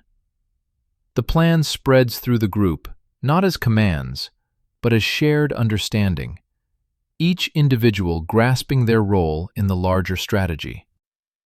Long Fingers will lead the eastern position. Broken Tooth will anchor the western side. Sharp Call will take the southern approach, the most likely avenue of baboon attack. The remaining fighters will space themselves along the perimeter, creating a thin but continuous line of defenders. They gather their stones, fewer now than yesterday, the reserves nearly exhausted after 2 days of continuous combat. Each fighter takes what they can carry, knowing that once these are gone, they will be reduced to close combat, where the baboons' physical advantages become overwhelming. As the sun climbs higher, as the heat begins its daily assault on all living things, the Australopithecine tribe descends from their rocky outcrop for what they somehow understand will be the final time. They will either secure the waterhole today or die trying. There is no third option, no possibility of stalemate or negotiated peace. The mathematics of drought allow no middle ground. The baboons notice the movement immediately. The silver-shouldered male, his wounded face now grotesquely swollen and infected, stands and barks commands. His troop responds with the discipline that 2 days of warfare has instilled, forming their own lines, preparing for what they too recognize as the decisive engagement. But they do not attack immediately. They watch as the Australopithecines spread out around the waterhole's perimeter, establishing positions, creating their defensive ring. The baboons are intelligent enough to recognize a trap. cautious enough to study the situation before committing to action. For perhaps 30 minutes, both species simply watch each other across the expanse of drying mud and contaminated water.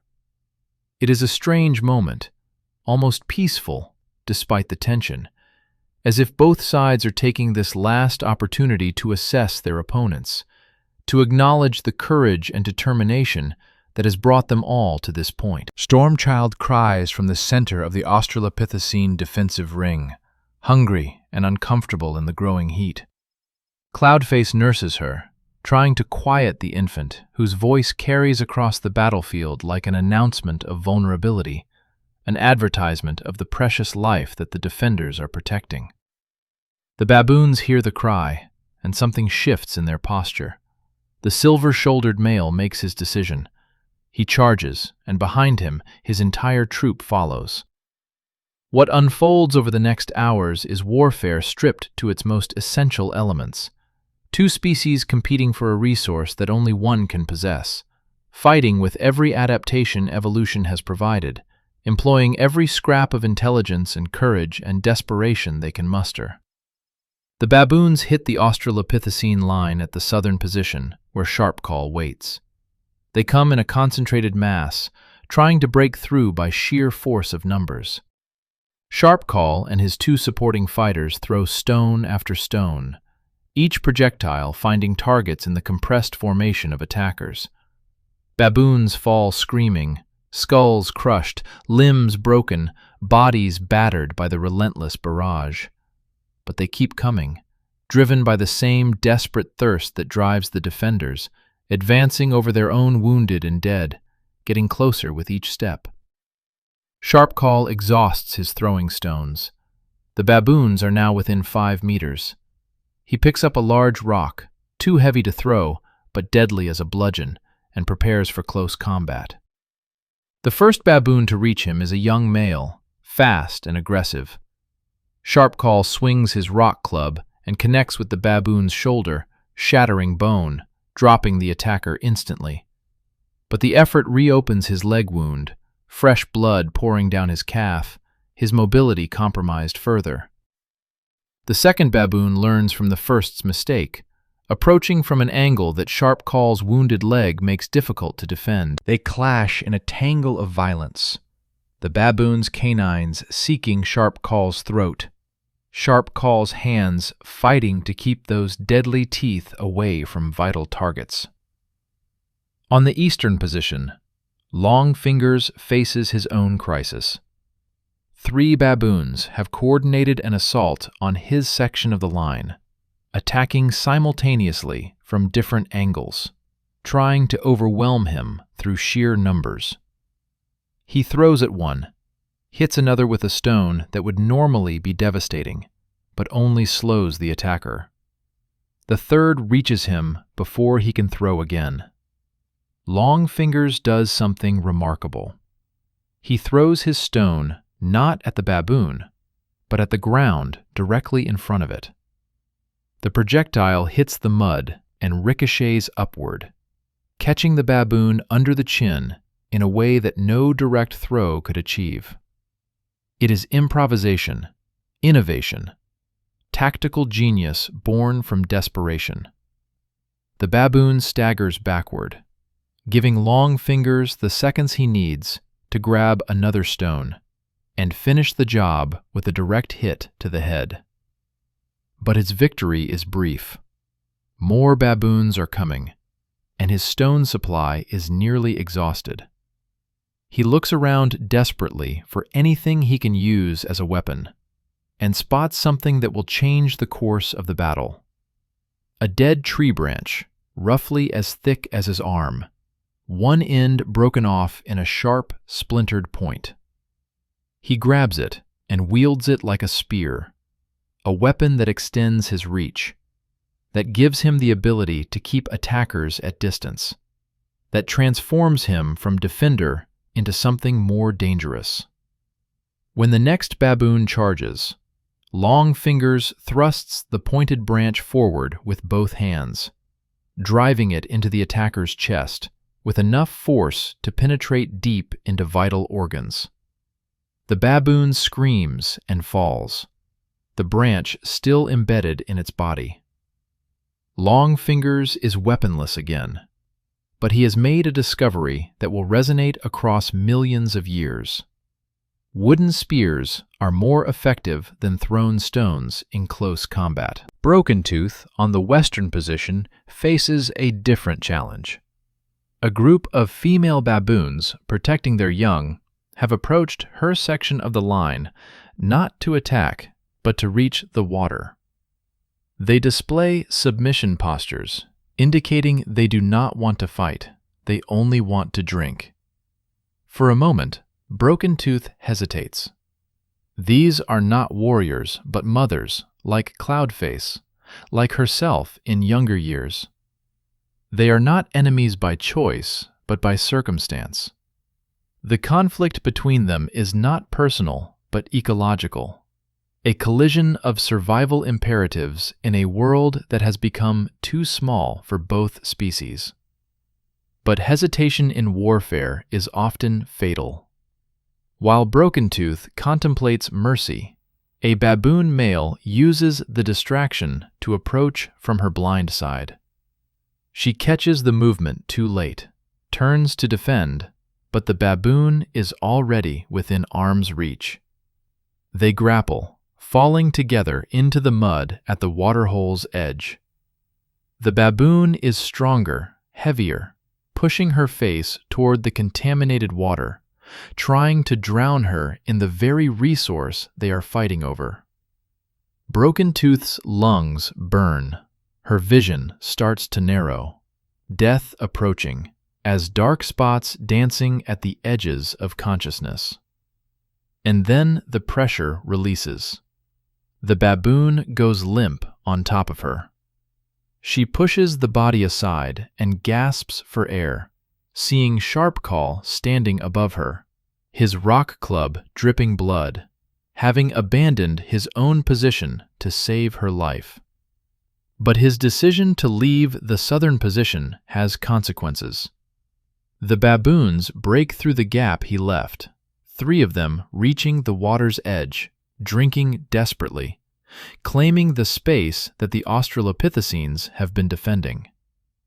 The defensive ring has been breached. What follows is chaos as both sides converge on the breakthrough point. The careful strategy, the planned positions, all dissolve into a savage melee where individuals fight not for territory or tactics, but simply to survive the next 10 seconds. Longfingers arrives at the breach, wielding a new spear he has fashioned from another branch.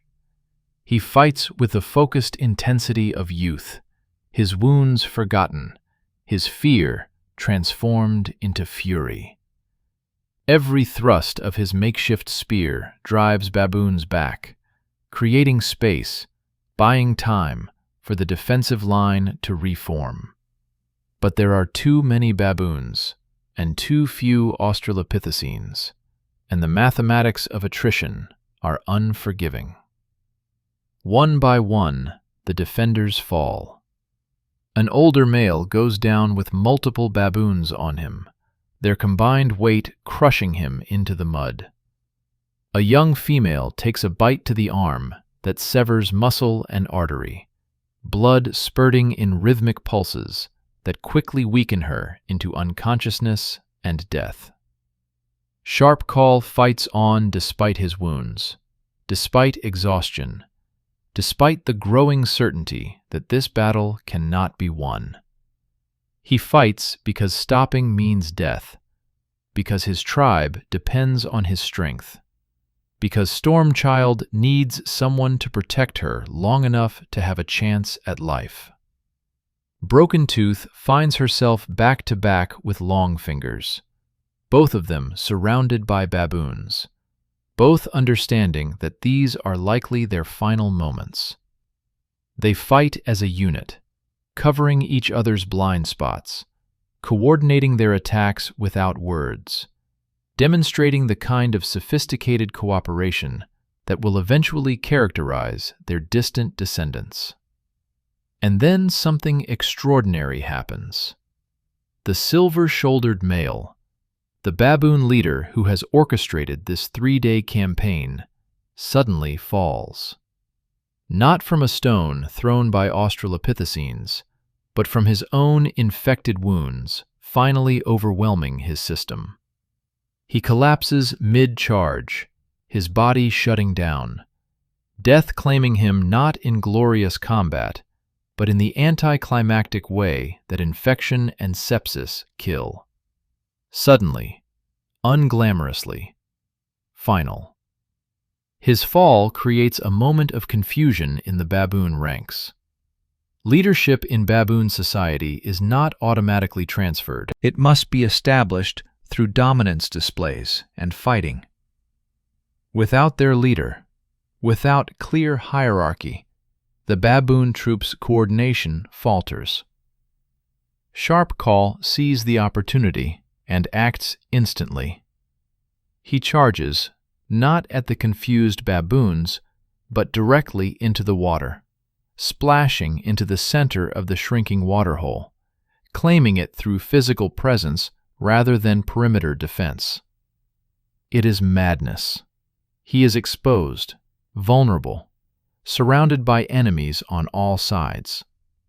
But it is also brilliance, because his action forces the baboons to make a choice. Attack a single defender standing in the water they all need, or retreat to reorganize under new leadership. Broken Tooth understands Sharp Call's strategy immediately. She and Longfingers join him in the water, forming a tight triangle of defenders standing knee-deep in the contaminated liquid, armed with their final stones, prepared to defend this position to the death. The baboons circle them, barking and displaying, but not attacking. The loss of their leader has created uncertainty, hesitation, a breakdown in the collective will that has driven them through 3 days of warfare. 1 minute passes. 2. 5. The standoff continues, both sides exhausted, depleted, traumatized by the violence they have inflicted and endured. And then, with a coordination that seems almost choreographed, both species begin to drink simultaneously from the waterhole. Australopithecines and baboons, standing within arm's reach of each other, consuming the resource they have been killing over, sharing it not through agreement, but through mutual recognition that further fighting serves no purpose. The war is over not because one side won, but because both sides have lost too much to continue. The waterhole belongs to whoever is strong enough to drink from it, and at this moment, both species possess exactly that much strength and no more. The price of water. The sun reaches its zenith, and the waterhole becomes a tableau that would break the heart of any observer who understood what they were witnessing. 17 Australopithecines and approximately 28 baboons drink side by side from water that has become more blood than liquid, more death than life. They are separated by mere arm's lengths, close enough to kill each other with minimal effort, yet they do not fight. They drink in a silence broken only by the sounds of consumption, lapping tongues, swallowing throats, ragged breathing. Broken Tooth fills her mouth again and again with the foul water, her body so desperate for hydration that it overrides every instinct screaming at her to reject the contaminated fluid. She can taste the decay of the bodies that have fallen into the shallows over the past 3 days. She can taste the blood, both fresh and old. She can taste minerals leached from the earth as the water level drops, concentrating toxins that would normally be diluted. She drinks anyway, because the alternative is death by dehydration, which is merely slower and more certain than death by poisoning. Sharp Call stands in the center of the waterhole, still maintaining his defensive posture even as he drinks, still protecting his tribe through sheer presence. The water around him is stained pink, with blood from his reopened leg wound, his body literally bleeding into the resource he is defending. His face shows the kind of exhaustion that comes not from physical exertion alone, but from the cumulative weight of command, of making decisions that determine who lives and who dies, of carrying responsibility for lives beyond his own. Longfingers drinks at the edge of the group, his makeshift spear still gripped in one hand, ready to defend even as he hydrates. His young body is marked by dozens of wounds, a map of violence written in scratches, bites, and bruises. But he is alive, and in this moment, that simple fact feels like victory, despite all evidence to the contrary. The baboons drink with similar desperation, their own wounded and exhausted bodies demanding water regardless of its quality or the danger surrounding its consumption. A young female baboon, barely more than juvenile, drinks within touching distance of Broken Tooth. Their eyes meet for a moment, and in that exchange is something that might be recognition. We are both mothers. We are both struggling to survive. We are both victims of a world that has become too small for our needs. The moment passes. The female baboon looks away, finishes drinking, and retreats to her troop. But the recognition remains, a small crack in the edifice of interspecies hatred that 3 days of war has constructed. As the initial desperate thirst is quenched, as bodies absorb the water they so desperately needed, both species begin to separate, moving away from the waterhole in opposite directions. There is no agreement, no negotiated settlement, simply a mutual exhaustion that makes continued proximity intolerable despite the shared resource. The australopithecines retreat to a position 20 meters from the water's edge, closer than their original rocky outcrop, but elevated enough to provide some defensive advantage. They settle into whatever shade they can find, their bodies demanding rest, even as their minds race with the calculations of survival. The baboons move to their own territory on the opposite side of the waterhole, creating a separation that feels more permanent than any of the previous day's positioning. They too collapse into rest, their social hierarchies temporarily suspended in the face of collective trauma and exhaustion. For several hours, an uneasy peace descends on the battlefield. Both species sleep fitfully, bodies twitching with remembered violence, minds processing trauma that they lack the cognitive frameworks to understand or articulate. The heat of midday makes movement impossible anyway, transforming the conflict into a forced armistice dictated by environmental conditions rather than strategic choice. Broken Tooth does not sleep. She cannot. Her mind, evolved for pattern recognition and threat assessment, continues to analyze their situation with relentless precision. She counts their remaining numbers, 17 out of the original 23. She assesses their fighting capability, perhaps 6 individuals still capable of effective combat. She evaluates their resources, stones nearly exhausted, injuries mounting, water access temporarily secured but not guaranteed beyond this moment. The mathematics are unforgiving. They cannot sustain another major engagement. The baboons probably cannot either, but probably is not certainty, and uncertainty in warfare usually favors the side with greater numbers. Cloudface approaches with Stormchild, the infant now a full day old, her existence spanning the entirety of this final battle. The baby shows signs of distress. Her skin is hot, her breathing rapid, her cries weaker than they should be. Cloudface herself looks haggard, her body trying to produce milk from reserves that simply do not exist, trying to nurture new life in conditions that barely support existing life. Water, Cloudface says, though the vocalization is not the word water, but a sound that communicates the concept of liquid, of need, of desperation specific to an infant's survival. Broken Tooth understands.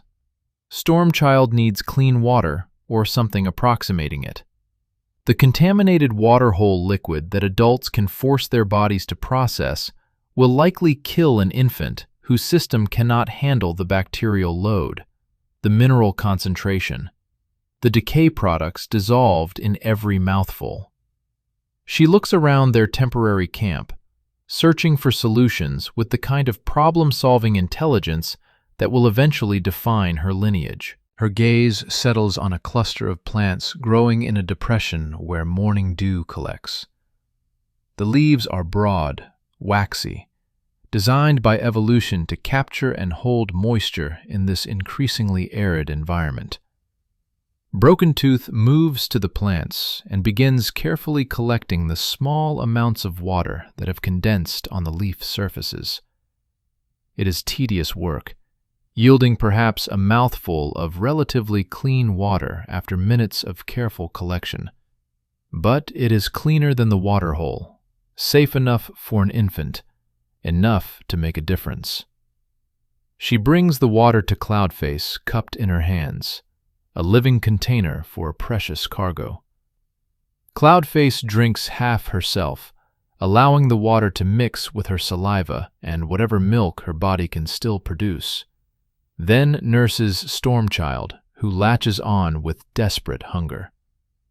Longfingers watches this interaction with interest. He approaches the same plant cluster and begins his own collection, bringing water to the other mothers with young infants, distributing the precious, clean liquid in careful, measured amounts. It is an act of service, of community support, of recognizing that the tribe's survival depends on its most vulnerable members surviving. Other tribe members see this and begin to help, creating a water collection network that extracts tiny amounts of clean liquid from an environment that appears to offer none. It is innovation driven by necessity, technology born from observation and problem-solving, and the desperate need to keep infants alive. As afternoon transitions toward evening, as the heat begins its slow retreat toward tolerable levels, both species face the same question: what happens now? The war has ended in mutual exhaustion rather than decisive victory. The Waterhole remains contested territory that both species have paid for in blood, but neither exclusively controls.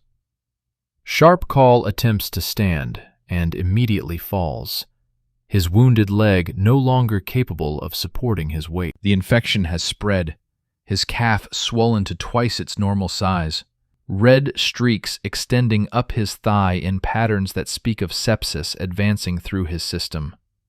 He is dying, slowly but certainly, claimed not by enemy violence, but by the invisible warfare of bacteria and damaged tissue. Broken Tooth moves to his side, examining the wound with hands that have learned basic medical intervention through necessity and observation. The injury is beyond her capacity to treat. In a world with antibiotics, with surgical intervention, with modern medicine, Sharpcall might survive. In this world, 4.1 million years before such things exist, his death is only a matter of time.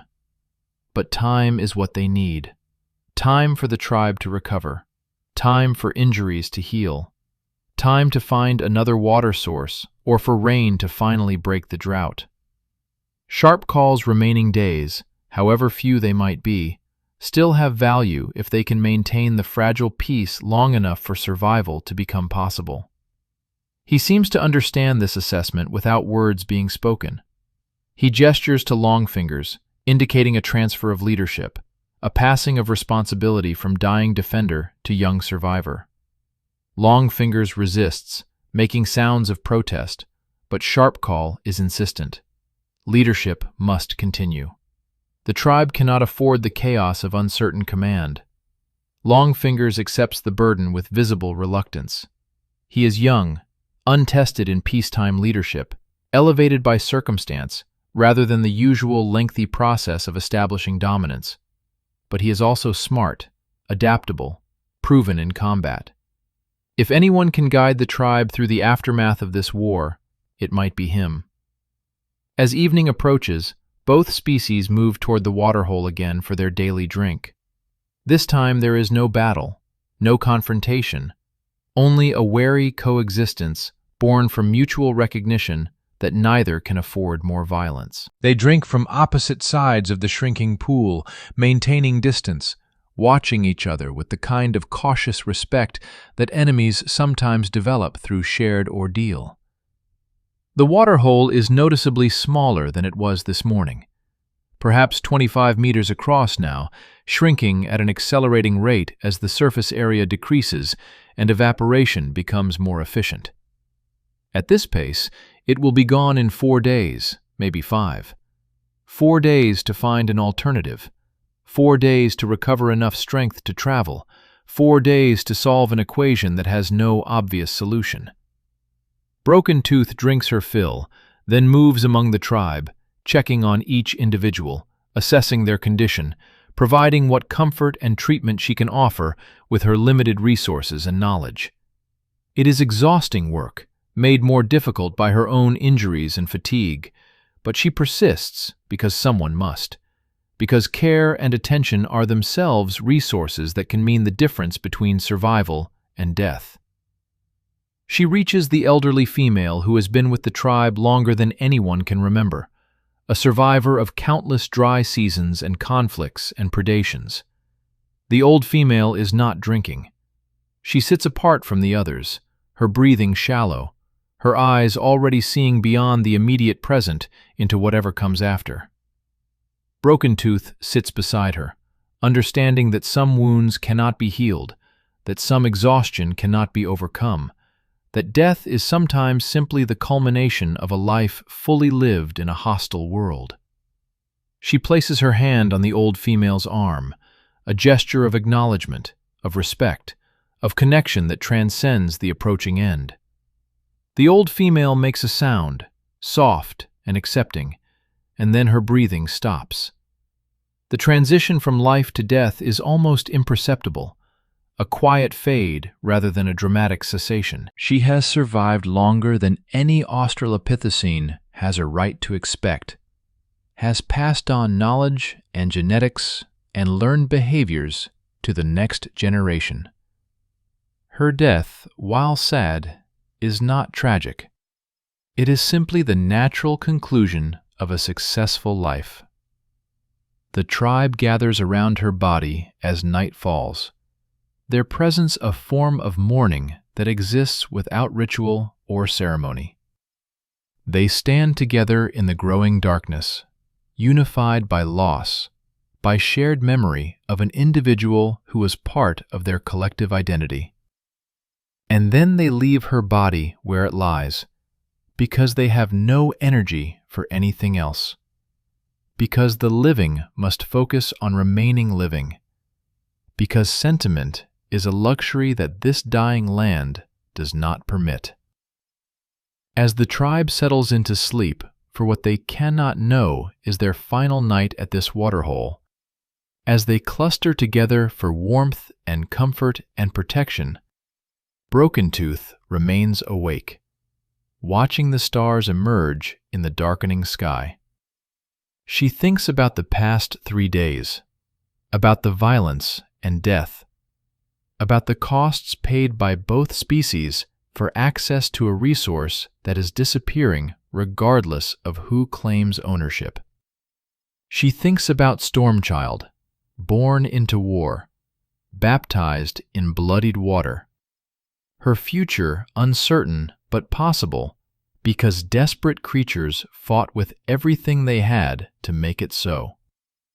She thinks about the baboons on the opposite side of the waterhole, also sleeping, also mourning, also wondering how to survive what comes next. They are enemies, yes, but they are also fellow sufferers in a world that cares nothing for their struggles, that will continue its indifferent turning whether australopithecines or baboons or any species survives to witness it.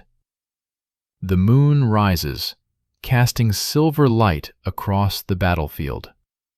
The bodies of the fallen lie where they died, already being reclaimed by the ecosystem, already being transformed from individuals into nutrients that will feed the next cycle of life. It is the oldest pattern on Earth, death feeding life, feeding death, in an endless chain that extends back to the first self-replicating molecules and forward into a future unimaginably distant. Broken Tooth finally allows sleep to claim her, her last conscious thought a wordless question. Was it worth it? Did the water we gained justify the blood we spilled? Will Stormchild live to see a world where such choices are not necessary? She has no answers, only the certainty that tomorrow will come, whether she is ready for it or not, that the dying land will demand everything just to see another sunrise, that survival requires paying prices that sometimes seem too high to bear. But she has paid them. Her tribe has paid them, and they are still here, still breathing, still fighting for their right to exist in a world that would prefer they didn't. That has to be enough. It has to be. The inheritance. 3 days after the war ends, the rains come. Not the gentle, life-giving rains that the land needs, but a violent storm that tears across the savanna with the fury of a world finally acknowledging the suffering below. Lightning splits the sky, thunder shakes the ground, and water falls in sheets so thick that visibility drops to arm's length. The Australopithecine tribe huddles in a shallow cave they discovered half a day's journey from the contested Waterhole. They fled that place not because the baboons drove them out, but because Sharpcall died on the second night after the final battle, his infection finally claiming him, and his death broke something in the tribe's collective will to remain in a place so thoroughly soaked in trauma and loss. Longfingers, now leader by necessity rather than choice, made the decision to abandon the Waterhole and search for alternatives. It was a gamble that might have killed them all if the rains had delayed even one more day, but the gamble paid off, and now they crowd together in their inadequate shelter, watching the storm transform the landscape outside. Broken Tooth sits at the cave's entrance with Stormchild in her arms. Cloudface died yesterday, her body finally giving out after days of trying to produce milk from non-existent reserves, her infection-riddled wounds overtaking her weakened immune system. Before she died, she placed Stormchild in Broken Tooth's arms and made a sound that communicated everything necessary. Protect her, raise her, let her live the life I cannot provide. Broken Tooth accepted the burden without hesitation, though she is old by Australopithecine standards, though her own body is marked by the war's violence, though she has no milk to give and must find creative solutions to keep an infant alive. But she has survived longer than most of her species by being adaptable, by solving problems others cannot, by refusing to accept that difficult means impossible. She has been feeding Stormchild a mixture of chewed roots, plant sap, and water collected from the cleanest sources she can find. It is not ideal nutrition for an infant, but it is keeping her alive, and alive is the only victory that matters in this dying land. The storm continues through the day and into the night, the kind of rainfall that comes perhaps once every 5 years, that transforms dried riverbeds into raging torrents, that drowns as many creatures as it saves. But it also fills depressions, creates temporary lakes, saturates the earth with moisture that will sustain life for weeks or months. When dawn breaks on the fourth day, the storm has passed, and the world has been washed clean.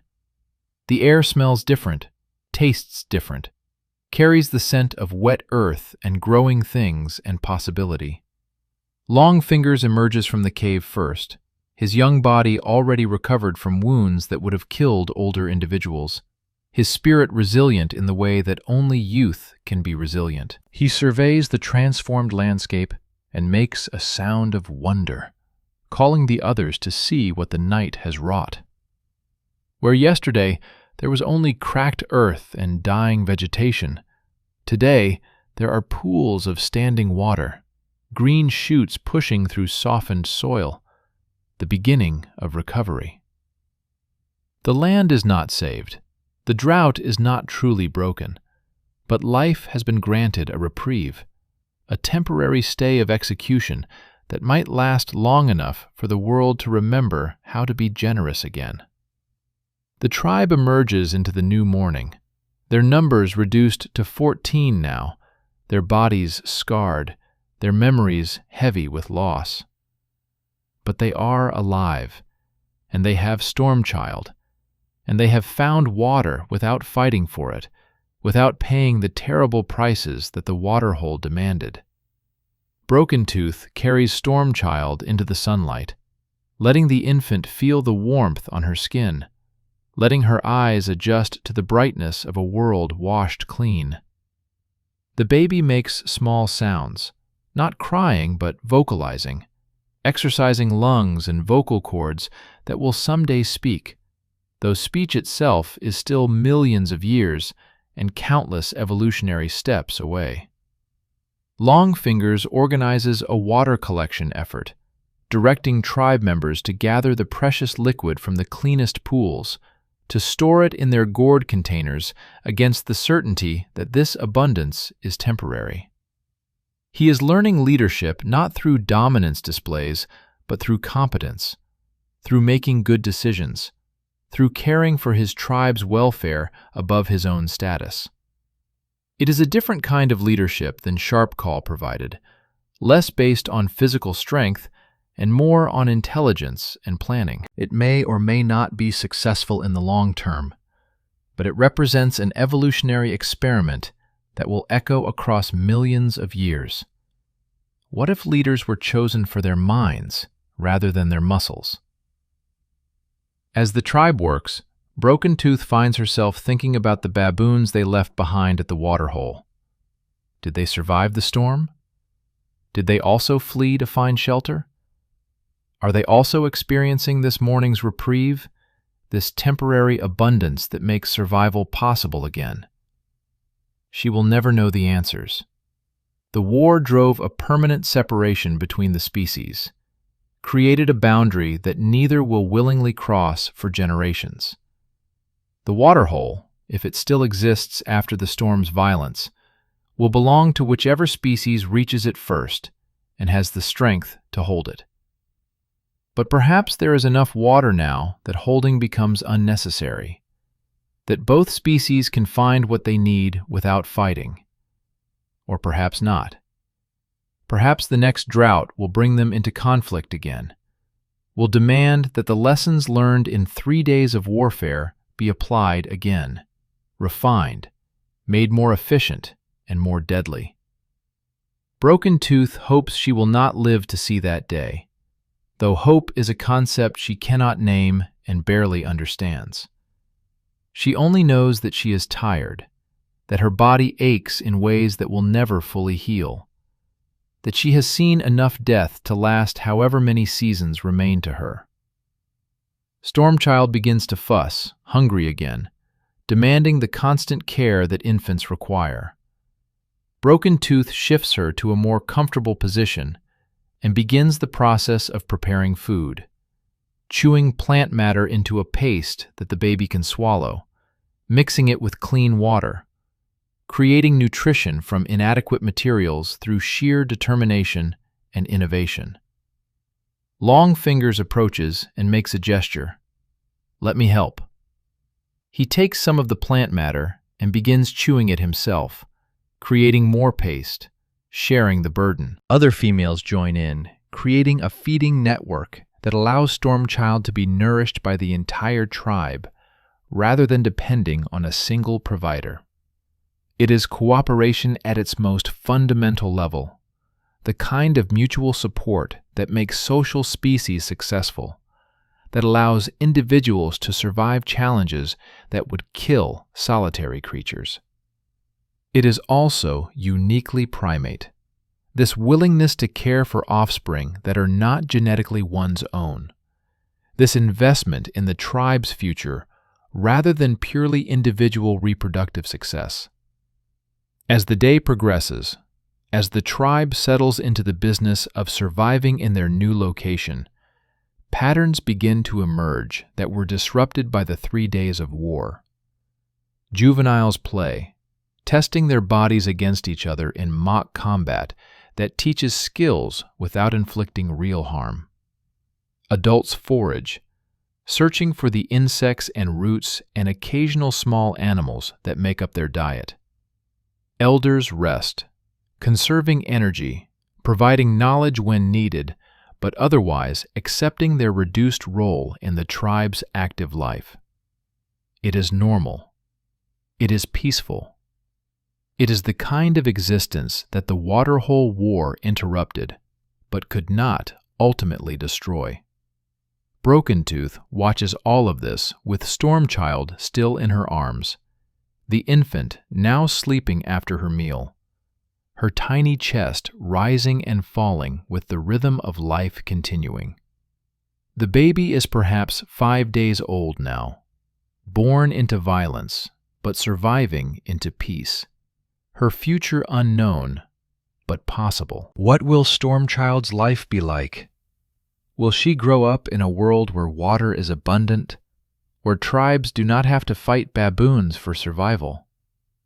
Will she remember, in whatever form memory takes for her species, the circumstances of her birth? Will the trauma of those 3 days echo through her life, or will they fade into the background noise of a childhood filled with more immediate concerns? Broken Tooth has no way to know, no ability to see the future, or predict the paths that evolution will take. She only knows that Stormchild is alive, that the tribe is alive, that they have survived when survival seemed impossible. And perhaps that is enough. Perhaps survival itself is the only victory that matters, the only goal worth pursuing, the only inheritance worth passing down. The sun climbs higher, warming the damp earth, encouraging evaporation that will begin the cycle of drought again, that will ensure this reprieve is temporary, that the struggles will continue. But for now, in this moment, there is water and food and safety. There is a tribe diminished but not destroyed. There is an infant who represents the future, whatever that future might hold. Longfingers calls the tribe together as evening approaches, gathering them in the way Sharpcall used to, establishing his authority through the patterns that the tribe recognizes and respects. He makes gestures and vocalizations that communicate their situation. We are here. We are together. We will continue. The tribe responds with their own sounds, a chorus of acknowledgement that they understand, that they accept, that they will follow this young leader into whatever comes next. It is not quite democracy, not quite consensus, but something in between. A social contract based on mutual dependence and shared experience. As night falls, as the tribe settles into sleep in their new shelter, Broken Tooth holds Stormchild close and thinks about the waterhole they left behind. She thinks about the bodies that feed scavengers and enrich soil. She thinks about Sharpcall and Cloudface and Stonebreaker, and all the others who died so that this infant could live. She thinks about the baboons who also died, who also fought, who also made sacrifices for their own young and their own survival. Were they enemies? Yes, absolutely and undeniably. Did they have a choice? Perhaps not. Not really. Not when environment and circumstance conspired to create a situation where only conflict could resolve the competition for scarce resources. The war was terrible. The war was necessary. Both statements are true simultaneously, and Broken Tooth's mind, while not capable of philosophical analysis, grasps the essential paradox. Sometimes survival demands terrible things, and those terrible things must be done anyway, because the alternative is extinction. Stormchild stirs in her sleep, making small sounds, her body processing the day's nutrition, her brain developing with each passing hour, her future unfolding moment by moment. She carries within her the genetic legacy of survivors, of individuals who fought and adapted and refused to surrender to a hostile world. She also carries something else, something that cannot be seen in bones or measured in stone tools or detected in any physical artifact. She carries the memory of cooperation, of innovation under pressure, of intelligence applied to survival challenges. These capacities will be tested again and again across the millions of years that separate this moment from the emergence of modern humans. Sometimes the tests will be failed. Species will go extinct. Evolutionary experiments will end in dead ends. Promising lineages will be erased by environmental changes they cannot adapt to quickly enough. But sometimes the tests will be passed, and each success will add to the accumulated advantages that eventually produce creatures capable of reshaping their environment rather than merely adapting to it. Stormchild is part of that story, though she will never know it. She is a link in a chain that extends from ancient primates swinging through vanished forests to modern humans walking on the moon. Every moment of her life, every challenge she faces, every adaptation she makes or fails to make, will contribute to that eventual outcome in ways too complex to predict or understand. But that is a story for the future, for creatures not yet imagined, for a world that current australopithecines would not recognize. In this moment, in this cave, on this night after the storm, the story is simpler. An injured elder holding an orphaned infant, both alive against significant odds, both representing the stubborn persistence of life in the face of everything that threatens to extinguish it. Broken Tooth's eyes close, sleep finally claiming her, her body demanding rest that can no longer be denied. Her last conscious thought is wordless but profound. Tomorrow will come, and we will face it, and we will survive, because that is what we do. Outside the cave, the land begins its slow recovery from drought. Plants push through softened soil. Animals emerge from hiding places to drink from temporary pools. The Waterhole, if anyone bothered to check, has refilled partially. No longer the desperately contested resource it was just days ago. The baboons are there, what remains of their troop, drinking from the restored water, tending their own wounded, mourning their own dead. They have survived too, diminished but not destroyed, still adapting, still struggling, still competing for resources in a world that offers no guarantees. The two species will meet again, inevitably, when the next drought comes, when resources become scarce enough to demand conflict. They will fight, with the lessons learned from these 3 days, applying strategies that worked, abandoning tactics that failed, evolving their capacity for organized violence, along with their capacity for everything else. But that is also a story for another time. Tonight, both species rest in their separate territories, both having paid terrible prices for temporary survival, both wondering, in whatever way their brains allow wonder, whether the cost was worth it.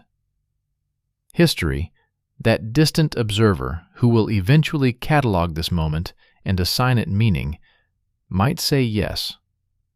The war was a crucible that tested capacities essential for human evolution: cooperation, communication, tool use, strategic planning, the ability to organize violence in service of collective goals. But history is written by survivors, and survivors always justify their own existence. The dead australopithecines lying around the Waterhole, the dead baboons being consumed by scavengers, they might tell a different story if they could speak. They would tell a story of terror and pain and death coming too soon. They would tell a story of fighting not because they wanted to, but because they had no choice.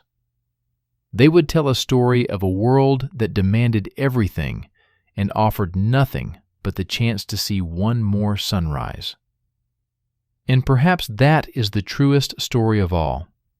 Life 4.1 million years ago was hard in ways that modern humans, with their climate control and abundant food and access to clean water, can barely imagine.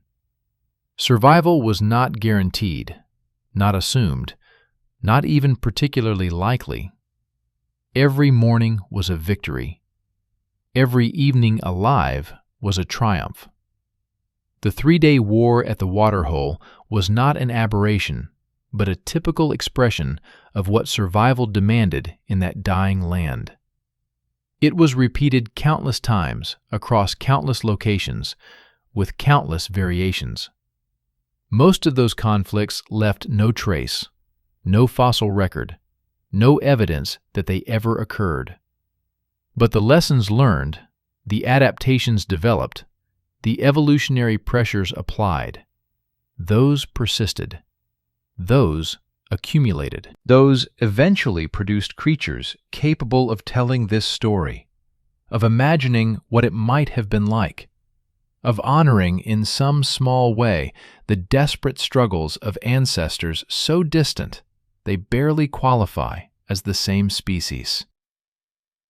Stormchild sleeps peacefully, unaware of the weight she carries, unaware of the future she might help create, unaware of anything except the warmth of Broken Tooth's arms and the satisfaction of a full belly and the simple comfort of being alive.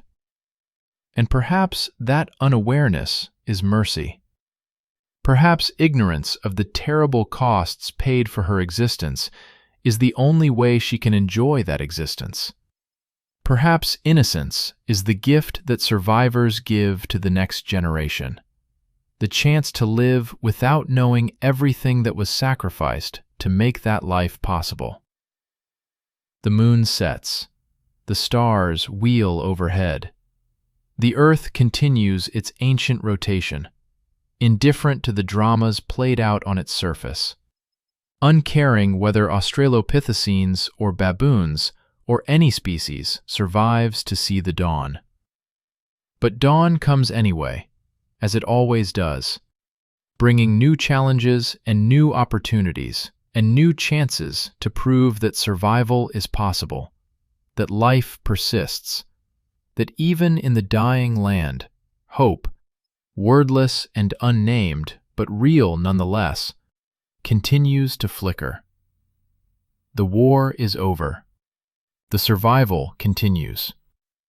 And somewhere in the future, impossibly distant but approaching with every sunrise, creatures who call themselves human will look back at this moment and recognize something familiar: the desperate determination to protect their young, the willingness to fight when fighting becomes necessary, the refusal to surrender to a world that would prefer they didn't exist. They will call it courage. They will call it evolution. They will call it the human story. But here, now, in this cave, it is simply life. Complicated, difficult, precious, and worth every terrible price that was paid to preserve it. Stormchild stirs, opens her eyes, sees Broken Tooth's face above her, and makes a sound that might be contentment, or might be hunger, or might simply be acknowledgement of existence. Broken Tooth responds with her own sound, a vocalization that transcends language, because it existed before language, that will persist after language has evolved and become the dominant mode of communication. The sound of a caregiver acknowledging an infant, of an elder promising protection to the young, of life affirming life in the face of everything that threatens to end it. It is enough. It has to be enough. And somehow, against all odds, it is. Epilogue. Note: the waterhole dried completely 6 days later. The rains returned sporadically over the following months, creating a new pattern of abundance and scarcity that both species learned to navigate. The Australopithecines and baboons avoided each other for 3 generations, the memory of the 3-day war creating a boundary that neither tribe willingly crossed.